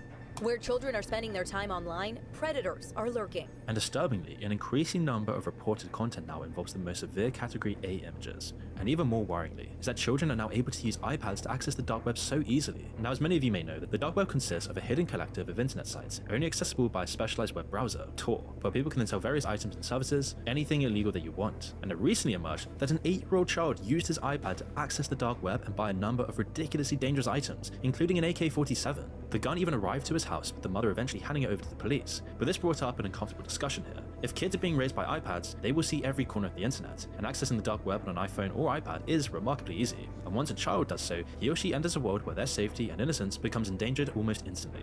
You see, 1 in 50 children are affected by child identity fraud, and more than half of victims are children under 9 years old. So what makes a child's identity so attractive? Well, it's likely because their social security number and credit history represents a clean slate that may remain untouched and potentially unchecked for possibly quite a few years, even decades. And if the theft goes unnoticed, a criminal could utilize a child's social security number to establish a credit history over an extended period. And this deception may remain concealed until the child seeks a driver's license, employment, or financial assistance for education. One thing that won't be rare with Generation Alpha and iPad kids especially is the rise of involuntary celibates, lonely sex-starved young men, embittered by a sense of romantic failure, who find each other in communities online. You see more and more with things like Tinder, with Instagram, with adult content. All of this stuff is affecting the mental health of everyone everywhere, but especially Generation Alpha, as I've already discussed. But one thing this does is create a lack of community and cohesion. You never get to connect with people your age, and the more this happens, especially to Generation Alpha, the more involuntary celibates you get, people who can't interact with the other sex because they've never been socialized properly. And this ties in with a huge drop in testosterone levels amongst young men. In fact, prolonged social media use actually lowers testosterone levels in males. It's been shown that social...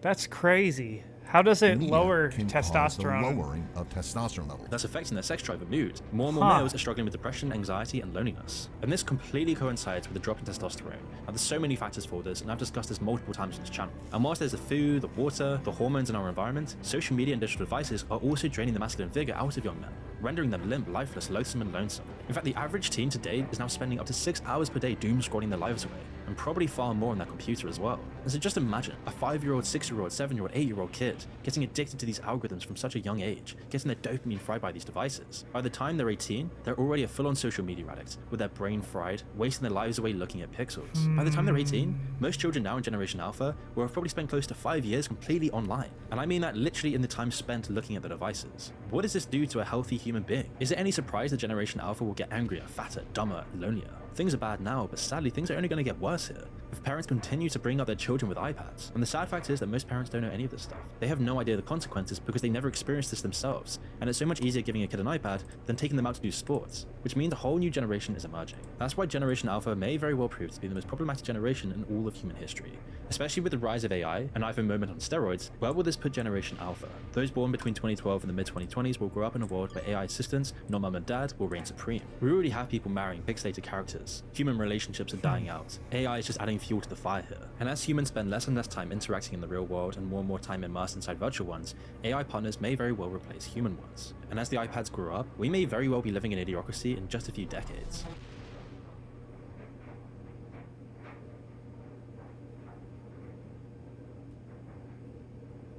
In 2024, influencers are the ones building our culture and leading the next generation. They are reshaping not only the landscape of entertainment, but also the psychological and social fabric of their audiences. But what happens when these influencers become more and more desperate for views, more and more desensitized and craving more dopamine? And what are the results when people try to be those they watch every day? Well, it leads to what you'll see in this video, where we will go over the worst influencers that are rotting our culture, starting with Adam22. Now, for those who don't know, Adam22 made a name for himself as a podcast host and internet personality, known primarily for his YouTube channel No Jumper. He had gained recognition for his interviews with up-and-coming hip-hop artists and figures from the urban culture scene, having one of the biggest podcasts in the niche, going viral on all of social media for years. But in March of 2018, a Twitter user posted a now-deleted thread that included screenshots allegedly proving that Adam22 had a sexual relationship with a girl when she was just 16, and he was in his 20s at the time. The thread also suggested that he might have sexually assaulted her. Now, of course, this was controversial and couldn't really be proven, but later on he would actually openly acknowledge the relationship in a blog post, and also shared explicit images of Desiree, the young female he supposedly abused. However, Adam completely denied the accusations of sexual misconduct, but for years this sordid story disappeared from the public spotlight. However, in March of this year, while filming a podcast episode, predator catching platform official Perv Busters confronted Adam regarding these allegations. I'll be a hypocrite if I don't address the situation that happened with you. There is no situation over here. The one where you was messing with the 16-year-old girl? Never happened. What do you think happened? And so Adam would respond by boosting them off of his show, reigniting public interest in this entire controversy. We can't take that jacket off of nobody. Right? You gotta go. Hey man, no. but it would only get worse from there. You see, as things started stagnating, his life started to get more boring. After the honeymoon period of his marriage, Adam 22 wanted to change things. He wanted to make more money, more influence, and more fame. And why not spice up his relationship at the same time? So how would he go about doing this? Well, by seeing his partner getting frisky with other people for money. Now, most men are very uncomfortable with the thought of their partner sleeping with other men, but Adam 22 isn't most men. Yeah, this is degenerate as fuck. What He will he's do doing. anything for views. He will do anything for money. You see, Adam 22 is also an adult star, with his other adult podcast show being widely regarded in the adult content world. And in these podcasts, he would often end up having threesomes with the girl he'd be podcasting, along with his wife. But this would begin to change as soon as he married Lena the Plug. And in June of 2023, Lena the Plug announced her first ever video with another man, aptly named Jason Love. Previously, Lena had solely collaborated on videos with other females than Adam himself. But in this case, Adam 22 would hype up the video between Lena and another man. They were building up the suspense on Twitter, and their OnlyFans subscriptions went through the roof. Marketing was genius, but also completely debauched and morally bankrupt. Ever interested in doing your first ever double penetration scene that me and Lena, I mean, I don't want to speak Nasty. for you, but I feel like, would he be a suitable candidate? Can I tap him in? I don't know. There's absolutely 0% chance of that happening. And it's not because Elena is particularly unattractive, it's because she's married to Adam, and I have no interest in degenerate, pointless sex, and I have no interest in making a spectacle of myself. Based. Or even just involving myself in anything which I deem to be overall haram and pointless. Especially considering that Lena and Adam have a child. And soon after all the hype, after all the build-up, and Adam marketing this as much as possible, he would unveil to the world a video of his wife getting penetrated by another man, and in the process losing all of his dignity and self-respect. Because soon after the video went viral, Adam 22 encountered a whole host of online criticism as individuals began labeling him as a cuckold for permitting his wife to engage in a sexual encounter with another man. Adam even discussed this matter with Sneeko, but he would express his acceptance of Jason Love, stating that allowing Lena to partake in the scene was a beneficial career move for her, but a death sentence for his. Even though the couple would make millions from this, was it really worth sacrificing their entire family? The backlash on Twitter against this continued to gain traction in early July, and that's when Adam began addressing it through his tweets, defending both his and his wife's decision. In one of his tweets, he expresses his indifference towards being called a cuck, stating that he found the video to be utterly arousing. In another tweet, however, his true feelings became more apparent, with the 40-year-old content creator acknowledging that he felt a slight sense of jealousy initially regarding their decision. And since then, the No Jumper host has shown no self-respect, embracing the backlash and dismissing any criticisms that have come his way. Yo, Adam, you let it. Isn't it crazy that you guessed it on here? Like, before I had even really hinted at it, you guessed it. You watched it? I didn't watch it. I'll probably see some chunks of it. So you just like was in another room listening to her moan and groan and shit? No, she was at a hotel being filmed by a professional. And down by a professional, to be totally honest. Right, so when you say there was an underlying value, what is the underlying value of your wife getting railed by a big black guy? Probably just money, primarily. But then, also... Instead of being honest and admitting that the idea of his wife sleeping with another man was a terrible idea, even if it made him loads of money and fame, Adam instead doubled down on it, appearing on podcasts like Bradley Martin's and insisting that it was an excellent idea. You know, because he and his wife made loads of money from the sordid affair. I mean, bro, the first question I have is like, why? Why? Why? Why? Yeah. I guess like number one on the list would probably just be like money. Rather absurdly, but not really surprisingly, Adam and Lena would That is such a fucked up reason to do something like that.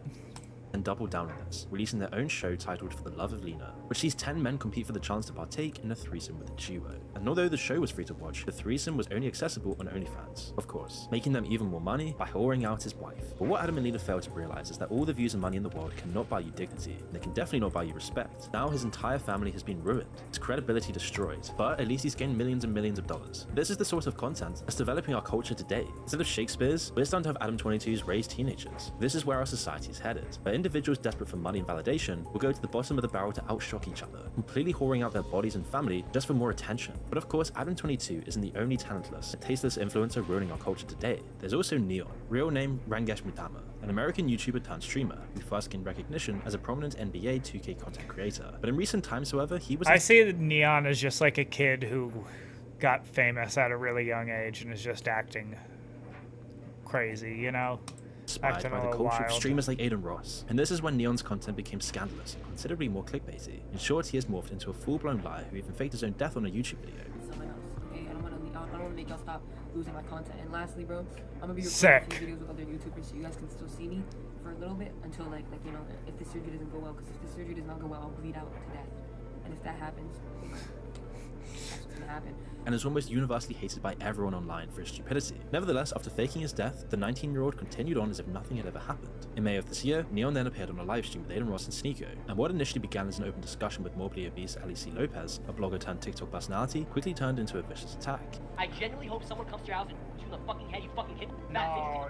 Hey, finish. I'm going to fuck this bitch. How the fuck you wake up like that? How do you First off, please tell Bro, I'm please not. tell me how Oh, you not no. just you're fat, obese, you're fucking somebody's a fucking stupid. No. Somebody's a fucking you fucking what is Now, I'm not really a fan of Lopez, but it's safe to say that Neon probably crossed the line here. The explicit tirade got so intense that even Sneeko, a content creator who often lacks a filter, decided to actually leave in the middle of the discussion. Now, of course, this was done for attention and clicks. The more you insult someone and the more controversial you can be, the more people respond, the more reactions you get, and the more polarizing you are. And when you're polarizing, you always gain more fans and more notoriety. During this period, Neon would insult everyone, even Adam22. No matter what, he would take down anyone. And whilst it might have been entertaining, it was just also bottom of the barrel entertainment. What's the point in this stuff? Who wants to waste their time watching this garbage? It's just mindless and toxic. This is the stuff iPad kids are growing up with. But as he continued to grow in popularity, Neon would eventually receive some karma. In a video that caused quite a stir, Neon could be seen trembling in fear as alleged thief stole his phone and shoes. However, almost everyone was skeptical if this was even authentic. At first, people thought this was karma, but then it just seemed completely fake. Another lie for clicks, deceiving his fanbase once again. But it did go viral, helping Neon even further catapult his fame. Neon would even call himself a bitch, and in a somber tone, he seemed to lament, wanting Andrew Tate to be his new daddy. I'm not gonna lie, bro, I just wanna say this,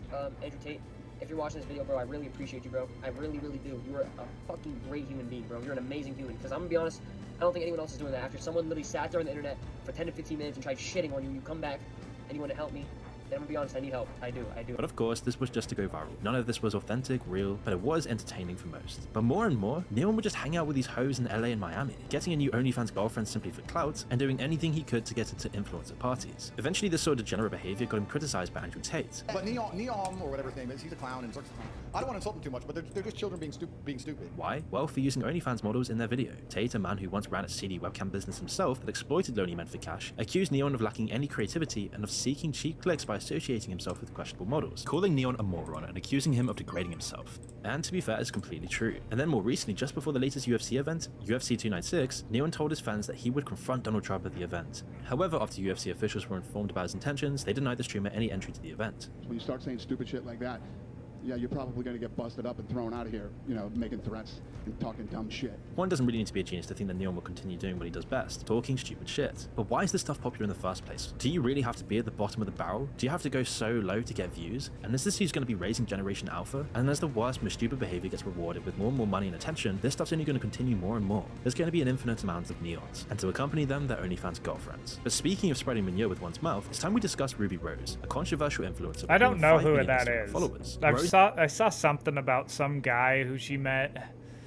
spending a shitload of money on her OnlyFans or something, but I don't know who she is. Is known for many things, few of them any good. Ostensibly, she's a singer and songwriter. In reality, however, she's just an OnlyFans model. And after all, genuinely talented singers and songwriters sing and write songs. They didn't really expose themselves in OnlyFans unless they were a stripper to begin with. Although Rose appears to have quite a following, it's important to remember that appearances can be incredibly deceptive. But in late 2023, she would become famous, going viral across the internet, as the OnlyFans star revealed a string of messages from a supposedly desperate fan of hers. Everyone everywhere, Penguin Zero, all of Twitter, Reddit, every corner of the internet was speaking about it. This man, a top spender on OnlyFans, Yeah, love this her. I saw this. Initial messages, the man questioned why Rose hadn't been responding to his messages, emphasizing the significant amount of money he had invested in their relationship. He always wondered why Rose didn't love him as much as he loved her. You're absolutely perfect. There was no one else like you in the world, the man wrote. You could be my queen and I would be your king. I would give you anything you desire. We could even have an unconventional relationship where you have the freedom to do as you please, as long as I know that you come back to me at the end of the day. I promise to treat you better than anyone else, Ruby. I love you with all my heart. Obviously smitten, he continued, I have never felt this way with anyone before. I want to marry you, start a family with you, be exclusively yours. I would give up everything and sacrifice anything just for you. I'm willing to do anything for you to love me, and I will give you everything I have for the chance that you will never leave me. I want you to be with me forever. In my eyes, I had never seen or known anything that I am so certain will be perfect, which almost sounded too good to be true. So infatuated with Rose, the guy known as Brandon even got a tattoo of her face on his leg. Soon after, however, the truth emerged, and it wasn't really pretty. Not for Rose anyway. This was just one giant advert, as Rose's alleged #1 subscriber came forward to address the $60,000 controversy surrounding the rapper, asserting that it was all a ploy to promote her account. What a shock. And it was genius because everyone on the internet was talking about it. In I an mean, interview that with is the pretty Information Talk of the smart. Year, Adam22, the man who was portrayed as an excessively obsessed fan, spilled the beans, insisting that he never actually purchased any of Ruby's content on OnlyFans, and that the $60,000 actually belonged to someone else entirely, not him, probably the marketing team. He also claimed that Ruby's team had contacted him and paid him to stage the hoax. I didn't purchase none of her OnlyFans content. I just went and took a picture with Ruby Rose, right? Okay. I got paid for it. I didn't know exactly what it was for, and I met up with her. Take this picture. Next day, I'm like the fucking OnlyFans top spender. And they kind of let me know that I was gonna be like this, like one of her like subscribers, I guess, on OnlyFans or something like that, right? I was like, okay, that sounds cool. You know, I didn't know it was gonna blow up to this big, huge story. At the same time, I'm like, getting all this like hate and shit. And although he did agree to have How Rose's much name did he get paid for this? tattooed on the back of his leg, which is really creepy, he was paid approximately $15,000 to $20,000 to ink his body, a move he will probably regret for many years to come. But it shows how easy it is for these OnlyFans stars to manipulate Twitter's algorithm, and thus the entirety of YouTube, to promote OnlyFans garbage. This is the ultimate advertisement. It's all fake. Anytime you see a controversy surrounding some OnlyFans star, always look behind the motive. Degenerates like Ruby Rose will continue to plague the internet and our culture and society with these subconscious and yet genius marketing tactics. But no one is more degenerate and sneaky than the Paul brothers. Now today we see them in the WWE and the boxing ring. Both of them seem to be doing remarkably well, accelerating their careers hugely from YouTube. But on closer inspection, these people have gotten away with everything, showing that if you have enough clout, following, and money, you can do pretty much anything you want, with both men having been accused of a whole array of scandals. But one of the worst they've ever done is their crypto-related scams and stealing money from their fans. There's a reason why the search for Paul Brothers scam brings up so many videos on TikTok. It's because the brothers have used this platform and other popular social media platforms to sell thousands of fans around the world very expensive lies. And of the two, however, Logan is by far the biggest sinner. He's not only thrown his friends and colleagues under the bus and gained a reputation as being as fake as you can be, he's also been involved in one of the worst crypto scams on YouTube. 2 years ago, Logan Paul unveiled CryptoZoo, an animated NFT venture heavily influenced by Pokemon. We have a massive team behind it and are probably out of pocket like $1 million just because we believe it's going to work. On development. Yeah. For a little over $1,100, individuals would have the chance to hatch and raise animal hybrids on the blockchain. The first 10,000 NFTs sold out. Everybody bought into this. This was during the crypto market boom. However, the game never materialized. Even now, as you watch this video, no game actually exists to this day. Investors were sold a well thought out lie. So what happened here? Well, in January of this year, Logan Paul, worth somewhere in the region of $245 million, unveiled a $1.5 million compensation plan for disgruntled investors who didn't get the game that they were promised, saying he wanted to offer a rewards program for players who were disappointed in the status of the game. A solemn-looking Paul also promised to finish the game. That promise was never fulfilled. But soon after Paul's pledge, a number of investors filed a class action lawsuit against both CryptoZoo and Paul, alleging that the influencer and members of his team stole millions of dollars from them via a fraudulent venture. Now, the people in the lawsuit declined to speak, citing fear of retaliation from the Paul brothers. But then it got even worse, as in September of this year, Paul claimed he never made a single token, never sold any tokens, and never profited from the project. He also insisted that justice will ultimately prevail and that he is working tirelessly to rectify the situation. Never made any money, never sold any tokens, and I only had the best intentions going in. But if you find yourself rolling your eyes at this belief, you're not alone. As in July, Paul proposed to his fiancée, Nina Aggo, which is a whole other controversy, with the whole body count issue between her and Dylan Dennis. But when Paul proposed to her, he would give her a ring worth almost $2 million. You see, instead of using some of this money to compensate his victims, he instead chose to spend it on a ridiculously expensive ring, rather than paying back the fancy scammed. And as CryptoZoo victims patiently waited for compensation, it seems like this day will never come, and Paul will continue to profit as a fully fledged WWE star in the hellhole that is Saudi Arabia, making millions if not billions with his new Prime energy drink, an overpriced, disgusting caffeine-laden monstrosity that is banned from schools in Australia. Like Prime, a drink that leaves a bad taste in your mouth, Logan Paul is one of those influences that is rotting your brain. Now, discussed individually, it might seem like these influences have very little in common, but they have. You see, they are in many ways a direct representation of everything wrong with today's sopilistic, self-obsessed society, where people aren't rewarded for being respectable and decent, but for being dishonorable and indecent. Influencer culture, driven by the likes of Paul and Adam 22, is fueled by and incentivizes self-absorption, shallowness, conceit, and more often than not, deceit. It glorifies materialism, predatory behavior and ignorance, vanity and arrogance, all of which are detrimental to the development of a healthy, cohesive society. Before the dawn of social media, people like Adam 22 or Logan Paul would have been laughed at, being called a narcissist, even a fraud, in possession of a bottomless insatiable ego. However, in this age of social media, this is the people raising our current culture. When their behavior isn't punished, it's reinforced. These guys getting paid untold millions of dollars. And that's why today we're seeing more and more aspiring influencers attempting to imitate this behavior. And if we are what we eat, we got to ask ourselves, what is mass consumption of influencer-driven material doing to our mind? Dude, I want to get done with this fucking game, but I don't want to lose.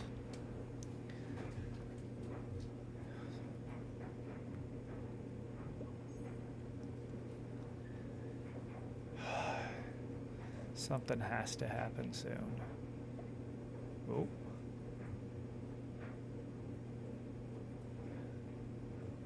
You attacked my... No.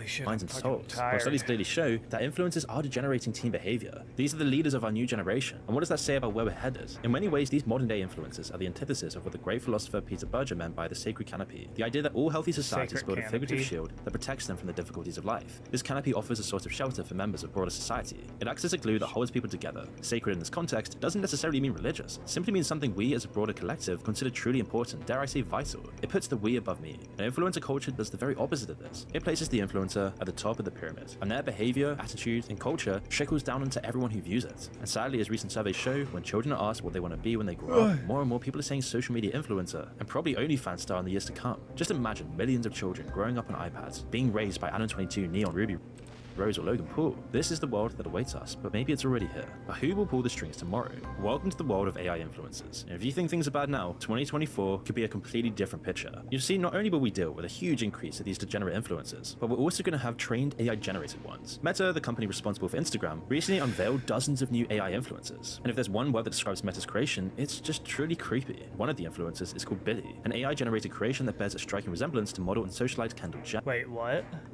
That's AI? Like Billy, all Meta's AI influencers possess distinct personalities and resemble well-known celebrities or public figures. The AI influencers even share posts, allowing users to engage in direct conversations with chatbots or explore their feeds for AI-generated content. And not surprisingly, many of these AI models are designed to titillate and excite specifically lonely young men. Already, the online world is flooded with hypersexualized, hyperpixelated female figures, many of whom seem like the ideal woman. But these computer-generated monstrosities don't just surpass conventional beauty standards, they obliterate them. We're genuinely approaching a time when men will actually give up pursuing real women as men become more and more sexless and instead settle for artificially generated alternatives. And 2024 may be the year that we cross the Rubicon. But these AI generated models are nothing more than sedatives, designed to keep you situated in virtual worlds, addicted to the pixels, consuming more, and giving away all of your privacy. And now even OnlyFans has a huge surge of AI models. And now there's even FanView, a subscription platform specializing in adult content featuring nothing but AI personalities, where the platform hosts fake females like Emily Pellegrini, a 21-year-old AI model from Italy, and Sika Moon, another AI model that supposedly earns That last one didn't even look like it was AI. What the fuck? $50,000 per month for her Flesh and Blood creator. If all of this isn't creepy enough, FanView is also developing a message generator and audio tool that can mimic the AI models in real time, providing a more immersive experience for subscribers. That's AI and the for proliferation of these plastic, hollow, empty AI That's influencers AI, is but, such like, a hideous path that we're going towards. And it honestly makes you wonder who's paying for this stuff. I mean, the impact of influencers is already troublesome, but in 2024, their impacts driven by the rapid rise of AI technology could prove to be absolutely devastating to our culture and society. But only time will tell if these AI influencers can actually replace real human influencers. Oh man, I feel like shit right now. Tonight's topic is Iraq. And so this is kind of a rough topic because it ends badly. I mean, I think probably that's not a spoiler alert kind of situation. And then me being who I am, I'm gonna run. This question is mostly for Professor Hoppe. So you've made what many of us perceive as a lot of very important contributions to libertarianism, such as argumentation ethics, Austrian class analysis, the critique of democracy, contributions that have helped bring people to libertarianism and helped libertarians get libertarianism right, so to speak. Kinsella has also brought about his contributions in IP, and of course before you, Rothbard and Mises brought about their contributions. So going forward with the next generation, are there any areas that you would love to see new contributions in, areas that might be underdeveloped in libertarianism, where you would love to see new ideas come about and see libertarianism brought forward to the future? I think Stephen Kinsella has brought libertarianism ahead quite a bit. If you read my preface to his big book, I hail him as being the most important legal theorist of his generation. You will find a tremendous wealth. I do like his book, Democracy: The God That Failed. That's really good. In his big fat book, and as you heard before, there are many big fat books coming along in the next few years if he holds up his promise.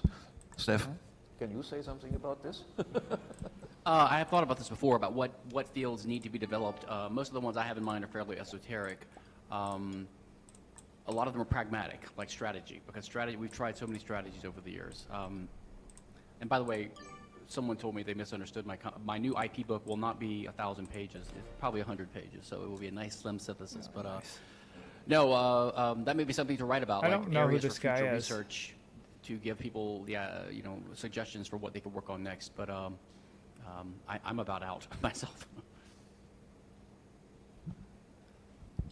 And I think there's nothing wrong. Look, I think in mathematics you also have very slow progress, if at all.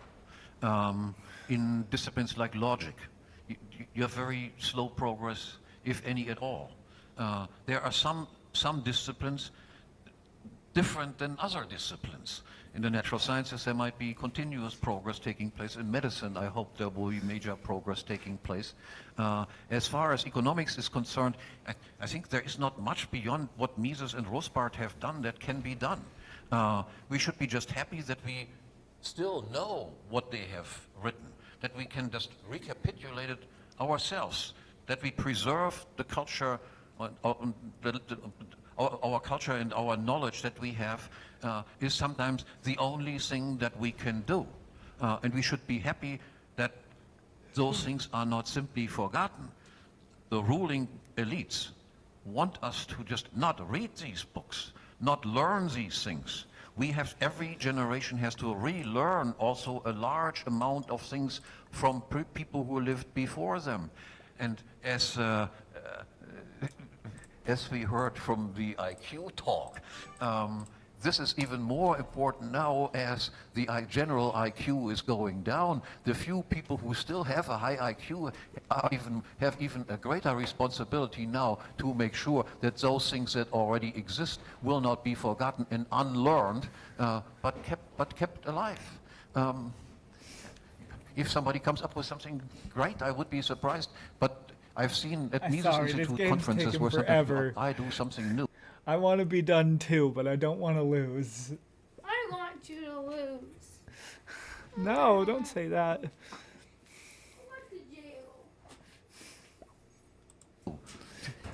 I thought that was.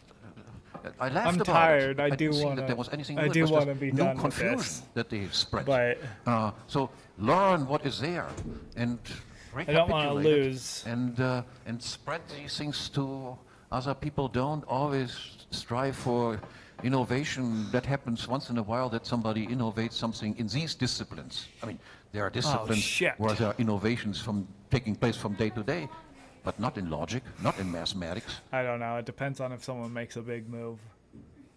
And I'm not going to make the big move because that might make me lose.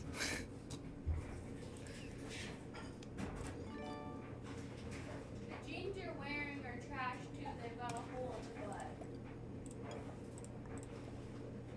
Do they? Yeah. I think they're also Walmart Wranglers too, though. Oh, really? They don't feel like Walmart Wranglers.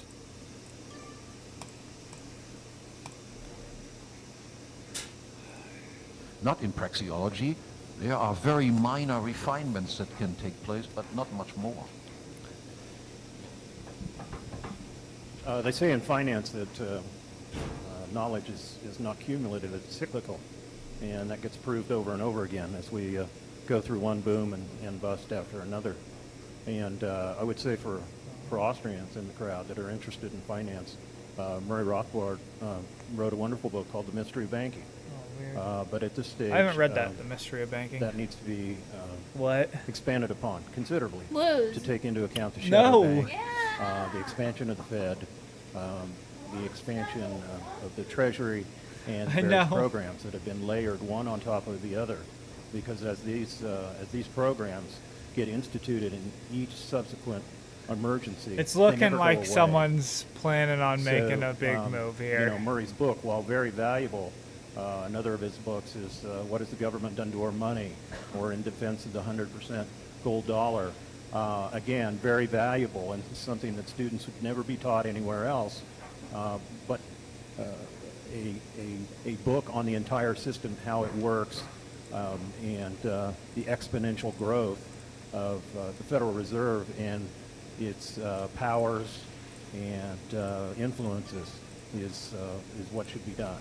And I would hope that it would be done by some student at the Mises Institute or somewhere else, but that is sorely needed in terms of being shored up.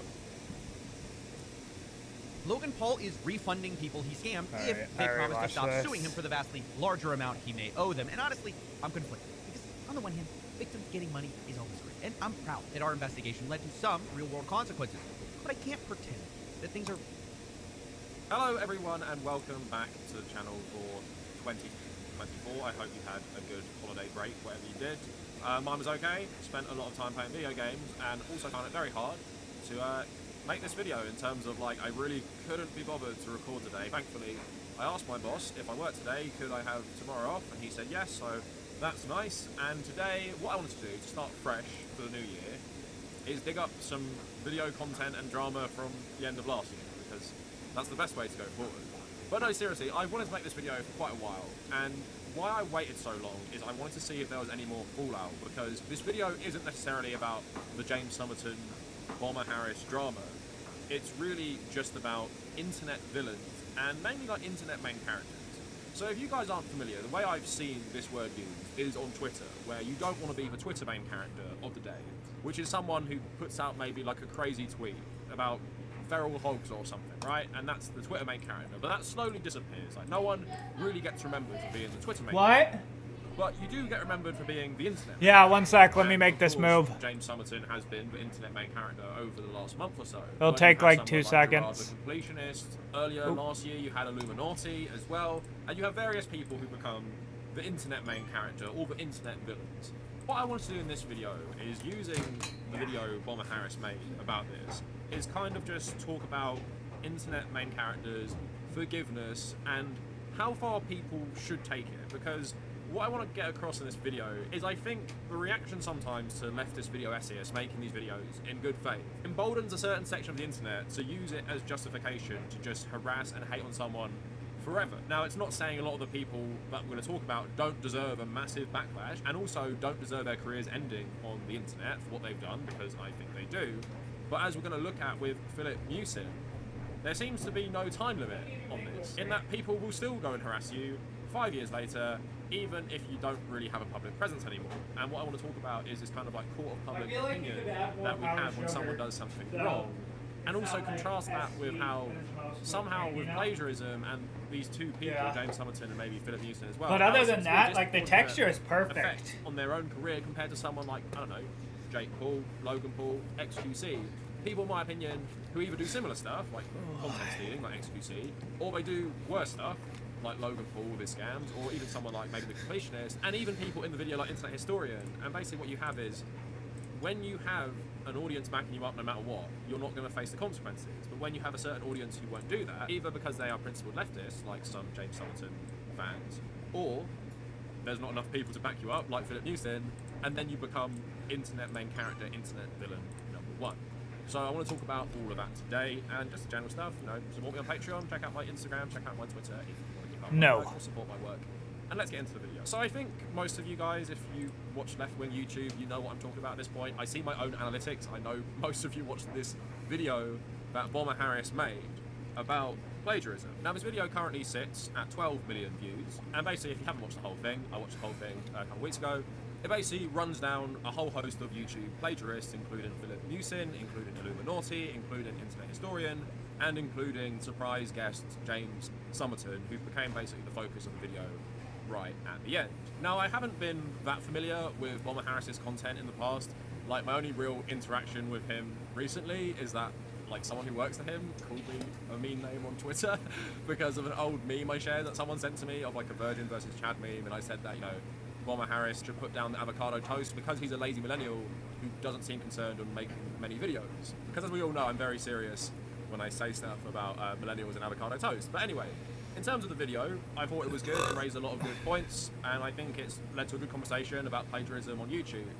But I have certain problems with it, which we're going to talk about a tiny bit later, in terms of maybe even including Philip Newson in this video at all. But just because I see this comment already, I think James Somerton got what was coming to him to an extent.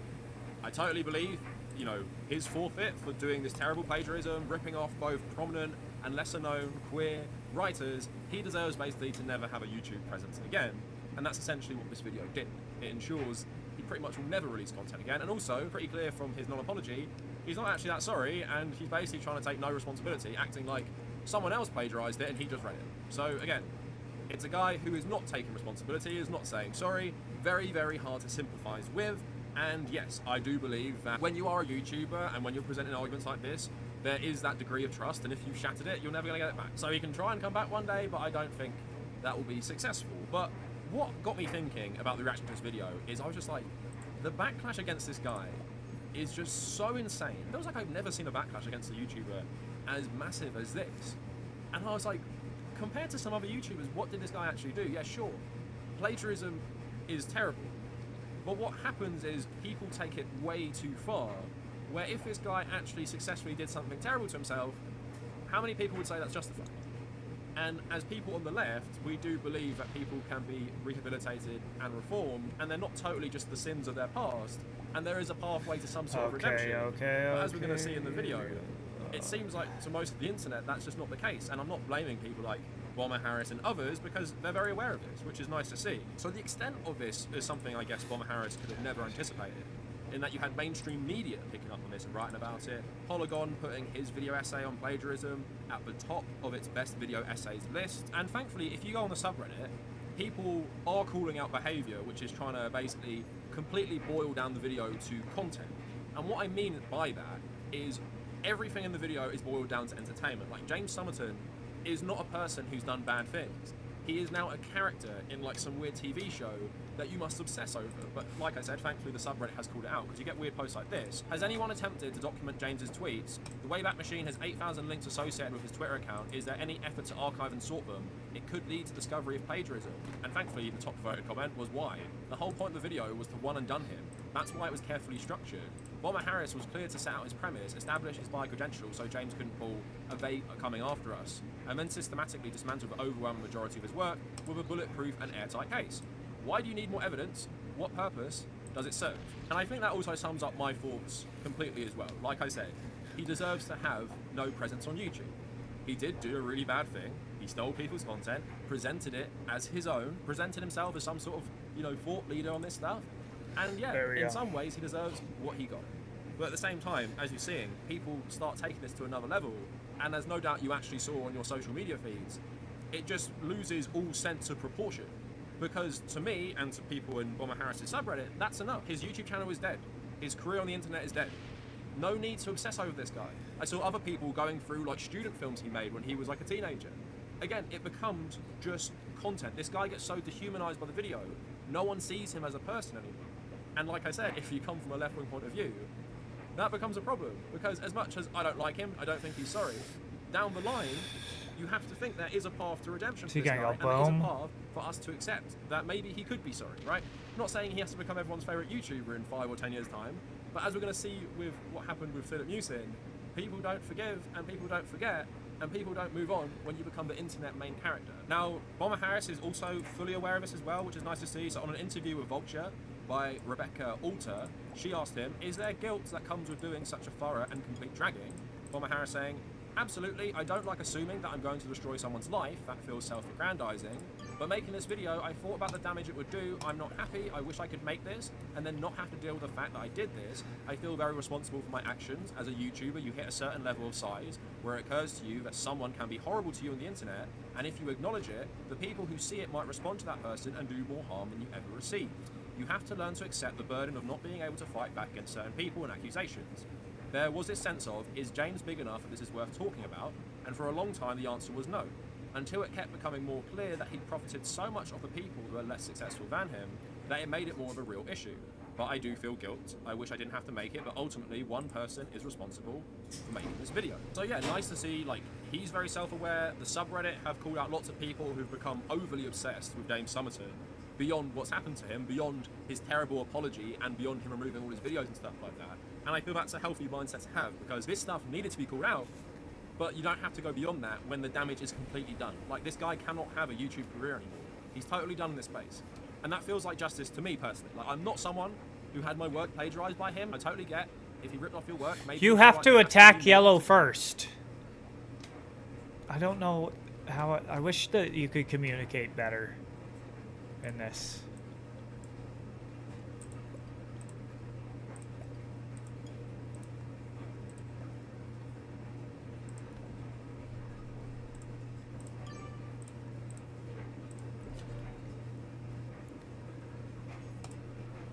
personally, I feel like the world isn't perfect. The best outcome is just he's done. And I think that's all that needs to be said. Because what can happen is, like I said, if he successfully does something terrible to himself, and he suggested that he tried to, that's not justice in my opinion. That is not the punishment that fits the crime. Because people in our society have done terrible things. They've gone to prison in our broken prison system that doesn't even focus on rehabilitation. And through some miracles, sometimes they do come out rehabilitated, they change their life, they dedicate their lives to doing good things, right? And these are people who've done far worse stuff than James Somerton, but because he's in the public eye, because he's in the internet, it's unforgivable. But also, as Bomber Harris outlined, he is a small creator. And because he was appealing to a left-wing audience who have like higher standards for this stuff and have, you know, in theory more morals and ethics when it comes to this stuff, they all turned against him, rightfully so.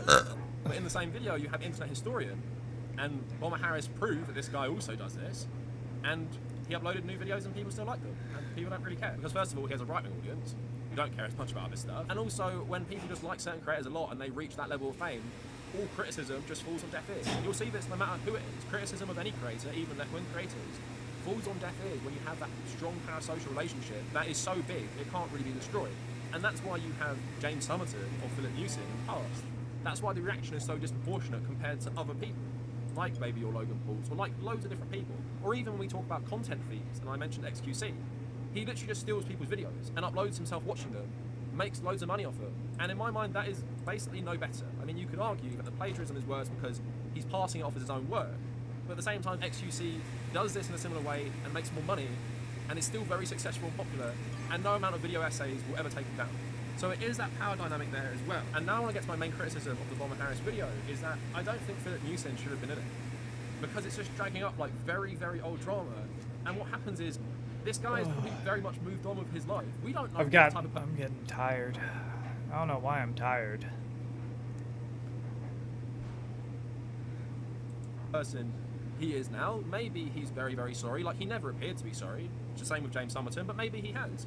And, you know, we go onto his YouTube channel, he tried to start again, but, you know, when you do stuff like this, plagiarize other YouTubers' videos, you don't have to be forgiven, and that's totally fair enough.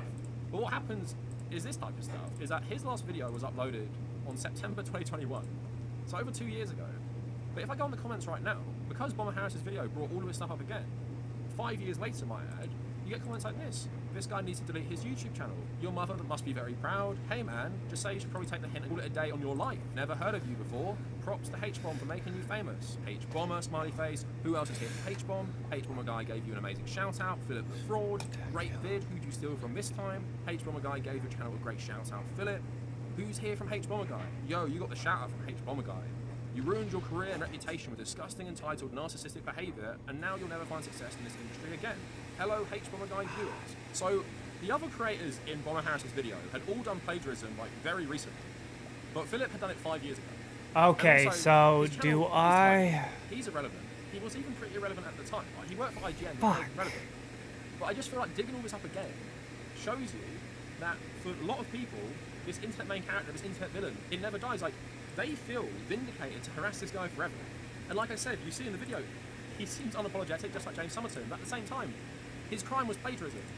And I feel like his punishment fit that crime in that his career online was destroyed. And we don't need to take it beyond that, because what happens now? What, in 6 years' time, 7 years, 8 years, 10 years' time, people keep saying this stuff. They keep going after him because of what he did so long ago. And, you know, it goes beyond that, because you go onto his Instagram account, and where he does sometimes post these days, he posts his wedding photos, and the comments have stuff like this. It's possible that she's an escort. Wouldn't surprise me. Everything this dude presents to the public is fabricated and mostly likely stolen. Probably plagiarized the wedding vows. Everyone has a bio, I guess. You gotta attack him So first, there's more comments about this. and then I will attack him.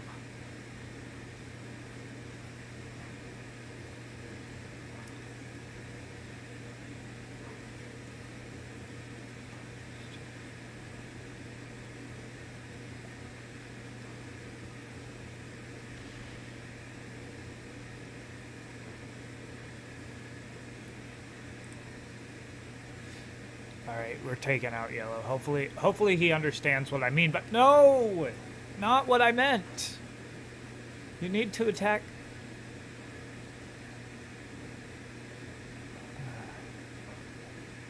Not what I meant. We're trying to take yellow out. I'm not gonna take him out on my own.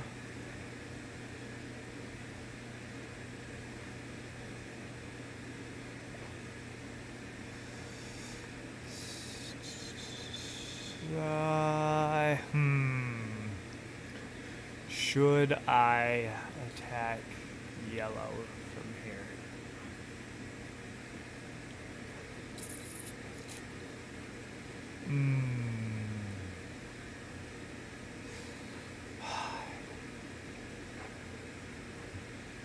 Alright. Should I do it? That is not worth it for me. How far?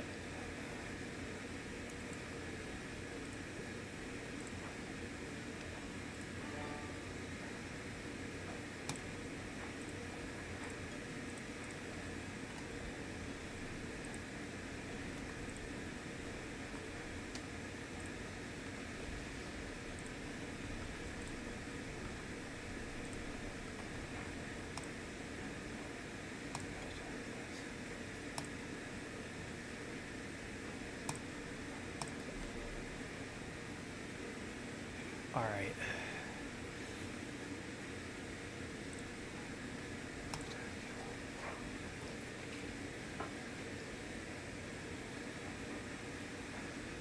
Okay.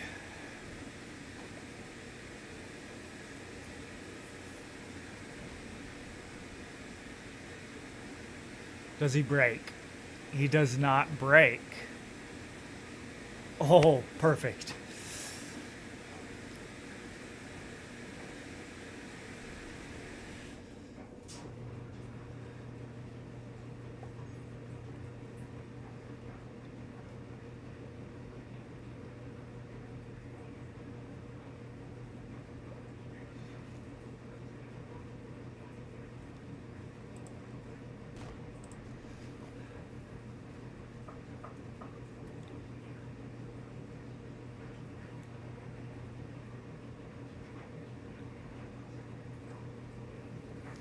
All right.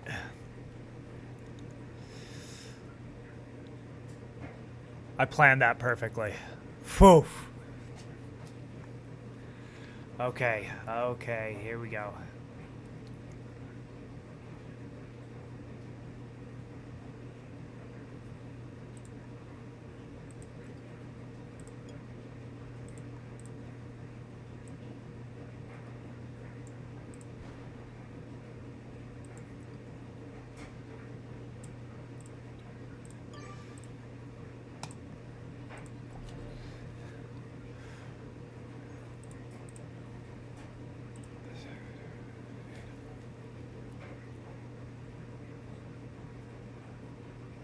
Break up here.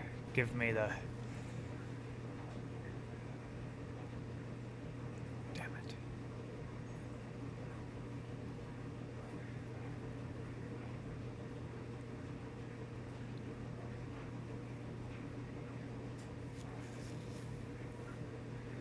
I can't believe he didn't break my territory.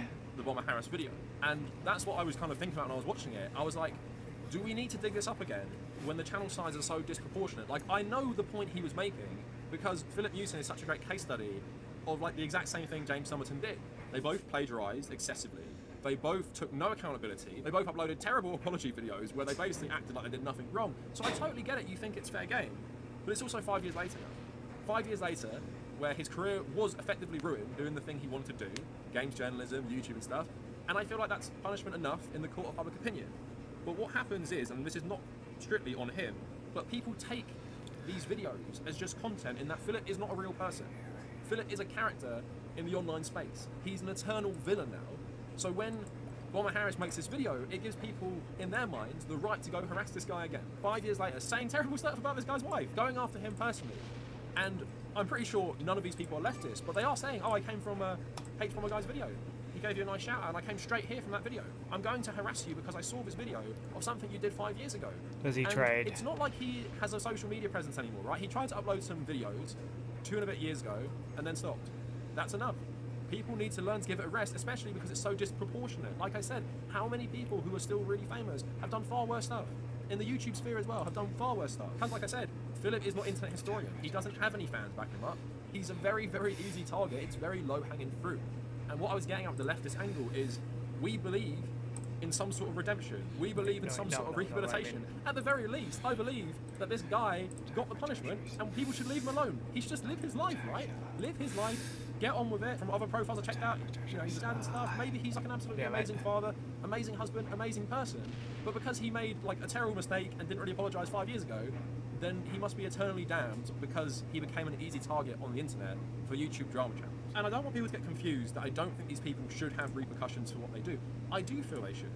But I feel like it's very easy to see that the repercussion to plagiarism is you shatter the trust, you shatter your reputation, and by that, your career is essentially over in this specific space. Same with James Summerton. You're never going to make a comeback. And essentially, this is what these people are going to be forever known as. Plagiarists scum. The worst people imaginable. They've done the worst thing imaginable. But have they really? And like I said, it's all disproportionate. It's all based on someone's faith creator, Bomber Harris, making a video about someone else, and now they hate them. And that was a meme going around. It was like me, after watching a Bomber Harris video about someone I'd never heard of, then saying they, you know, they absolutely hate them. And that's because the video was good at making these arguments, right? And maybe it's because so much terrible stuff is happening right now in the world, like with Palestine and just, you know, even just climate change, that I have this sense of proportion where I can say that James Summerton deserves what he got in his YouTube career ending, but I think that's just where we should leave it because there's so much more things to focus on. And there's also so many other terrible YouTubers out there to focus my anger towards, rather than this one guy who has a channel now that is only like double the size of mine, right? And I don't consider myself a big creator, and at his peak he had a channel about 3 times the size of mine, and even for left-wing creators he wasn't especially big either, right? If this guy was like Illuminati size and was posting through it and was suing people for, you know, speaking up against how badly she treated them at work, that's another thing. But on the surface, all these two people have done, Philip and James Summerton, is just straight up ripping people off, plagiarism. I've heard no allegations about anything else. It's not like the Illuminati situation.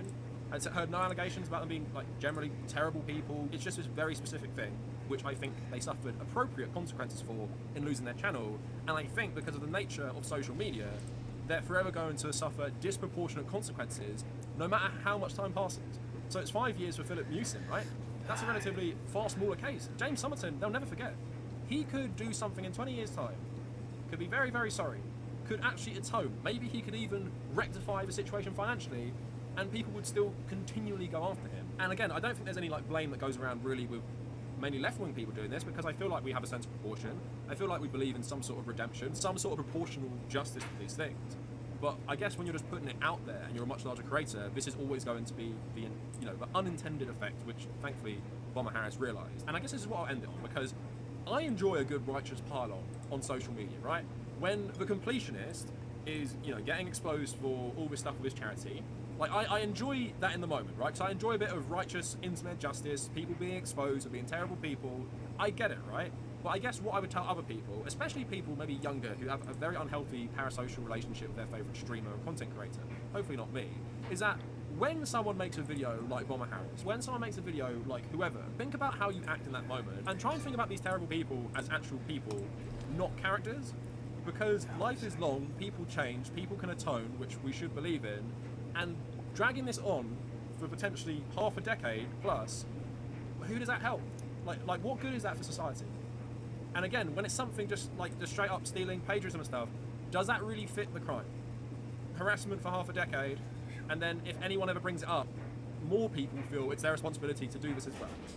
Personally, I don't think it's healthy. Not healthy personally for people to do this, but also just not a healthy culture. Because if we can see some consequences, like that's it. James Summerton, Philip Newson, done. So it should be done for you as well. You shouldn't continue it forever. You shouldn't be going through their whole life.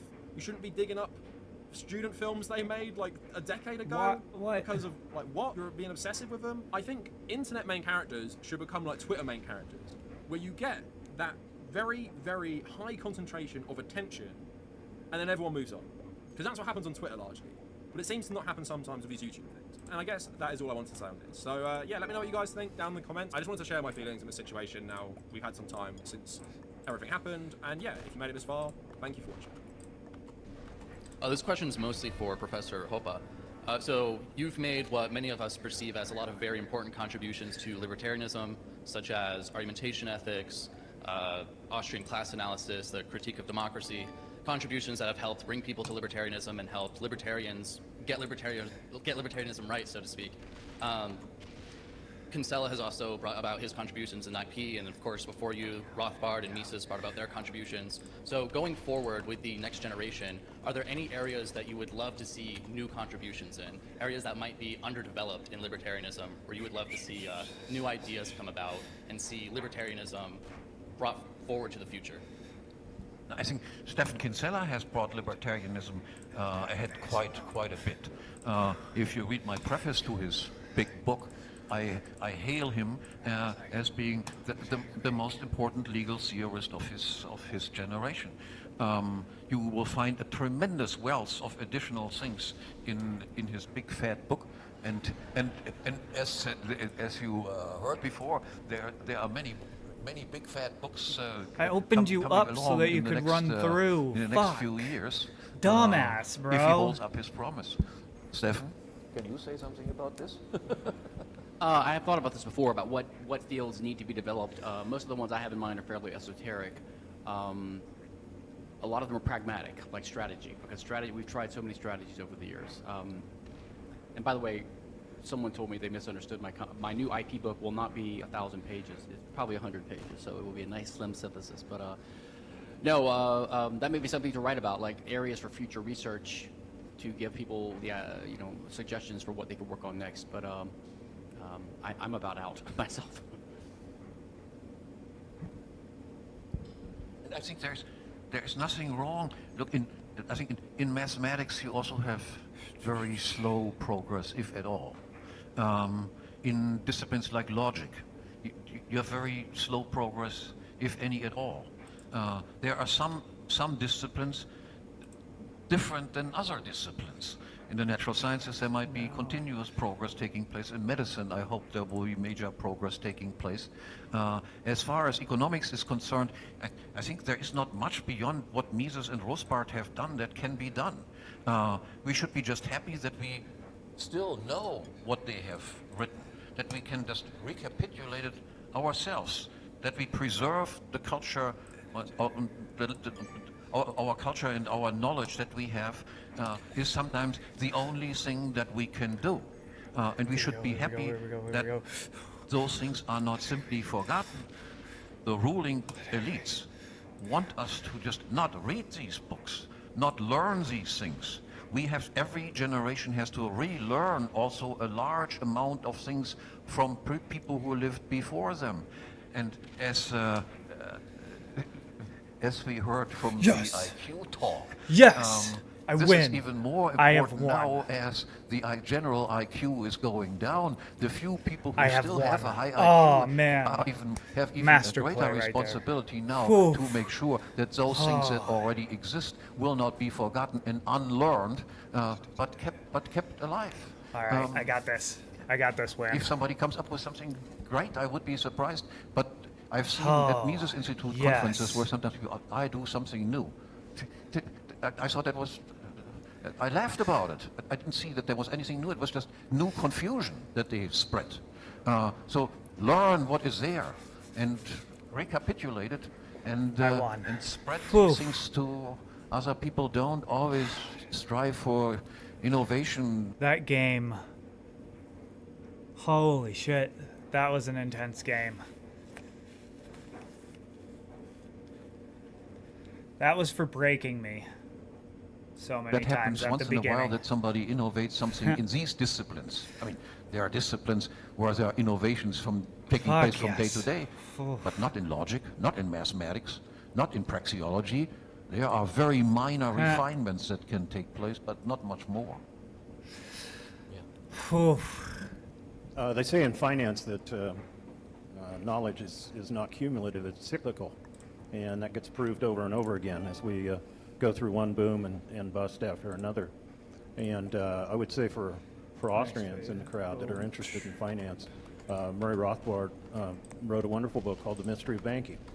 But at this stage, that needs to be expanded upon considerably to take into account the shadow bank, the expansion of the Fed, the expansion of the Treasury and the various programs that have been layered one on top of the other. Because as these programs get instituted in each subsequent emergency, they never go away. So, you know, Murray's book, while very valuable, another of his books is What Has the Government Done to Our Money? Or In Defense of the 100% Gold Dollar. Again, very valuable and something that students would never be taught anywhere else. But a book on the entire system, how it works, and the exponential growth of the Federal Reserve and its powers and influences is what should be done. And I would hope that it would be done by some student at the Mises Institute or somewhere else, but that is sorely needed in terms of being shored up. Logan Paul Beautifully is refunding done. people he scammed if they promise to Holy stop shit. suing him for the vast. That was an intense game. But we won. And there's not really much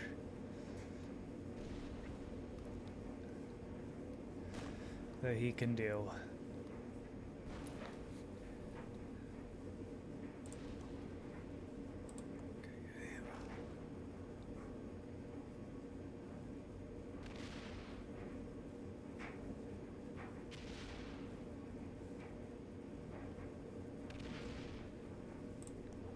Let's see.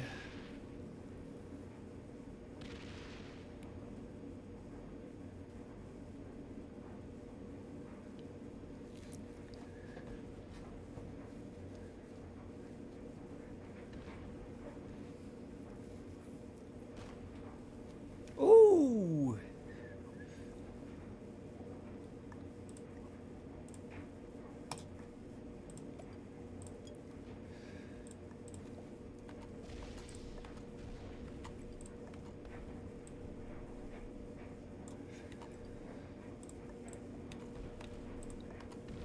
Ah, shit.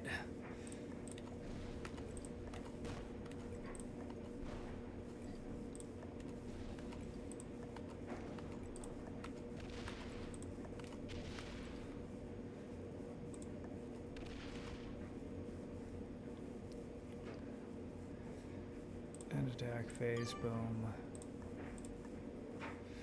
He gets a 10 trade. Will that bring him above me? I don't think so. Oh, he only gets a 4 trade. I get a 10 trade.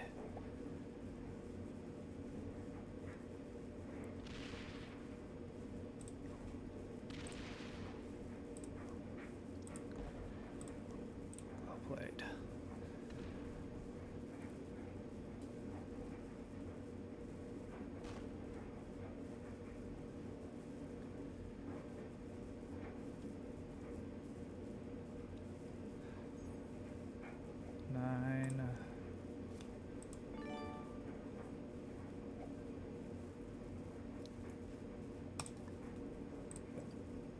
Next phase.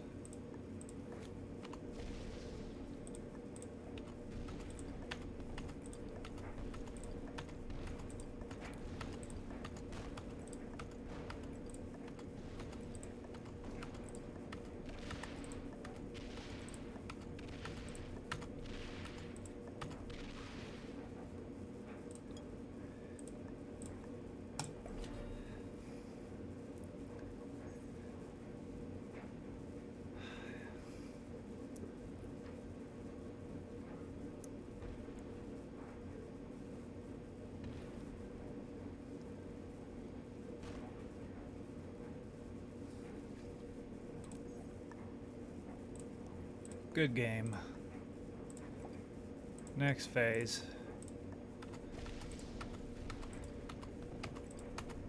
Boom.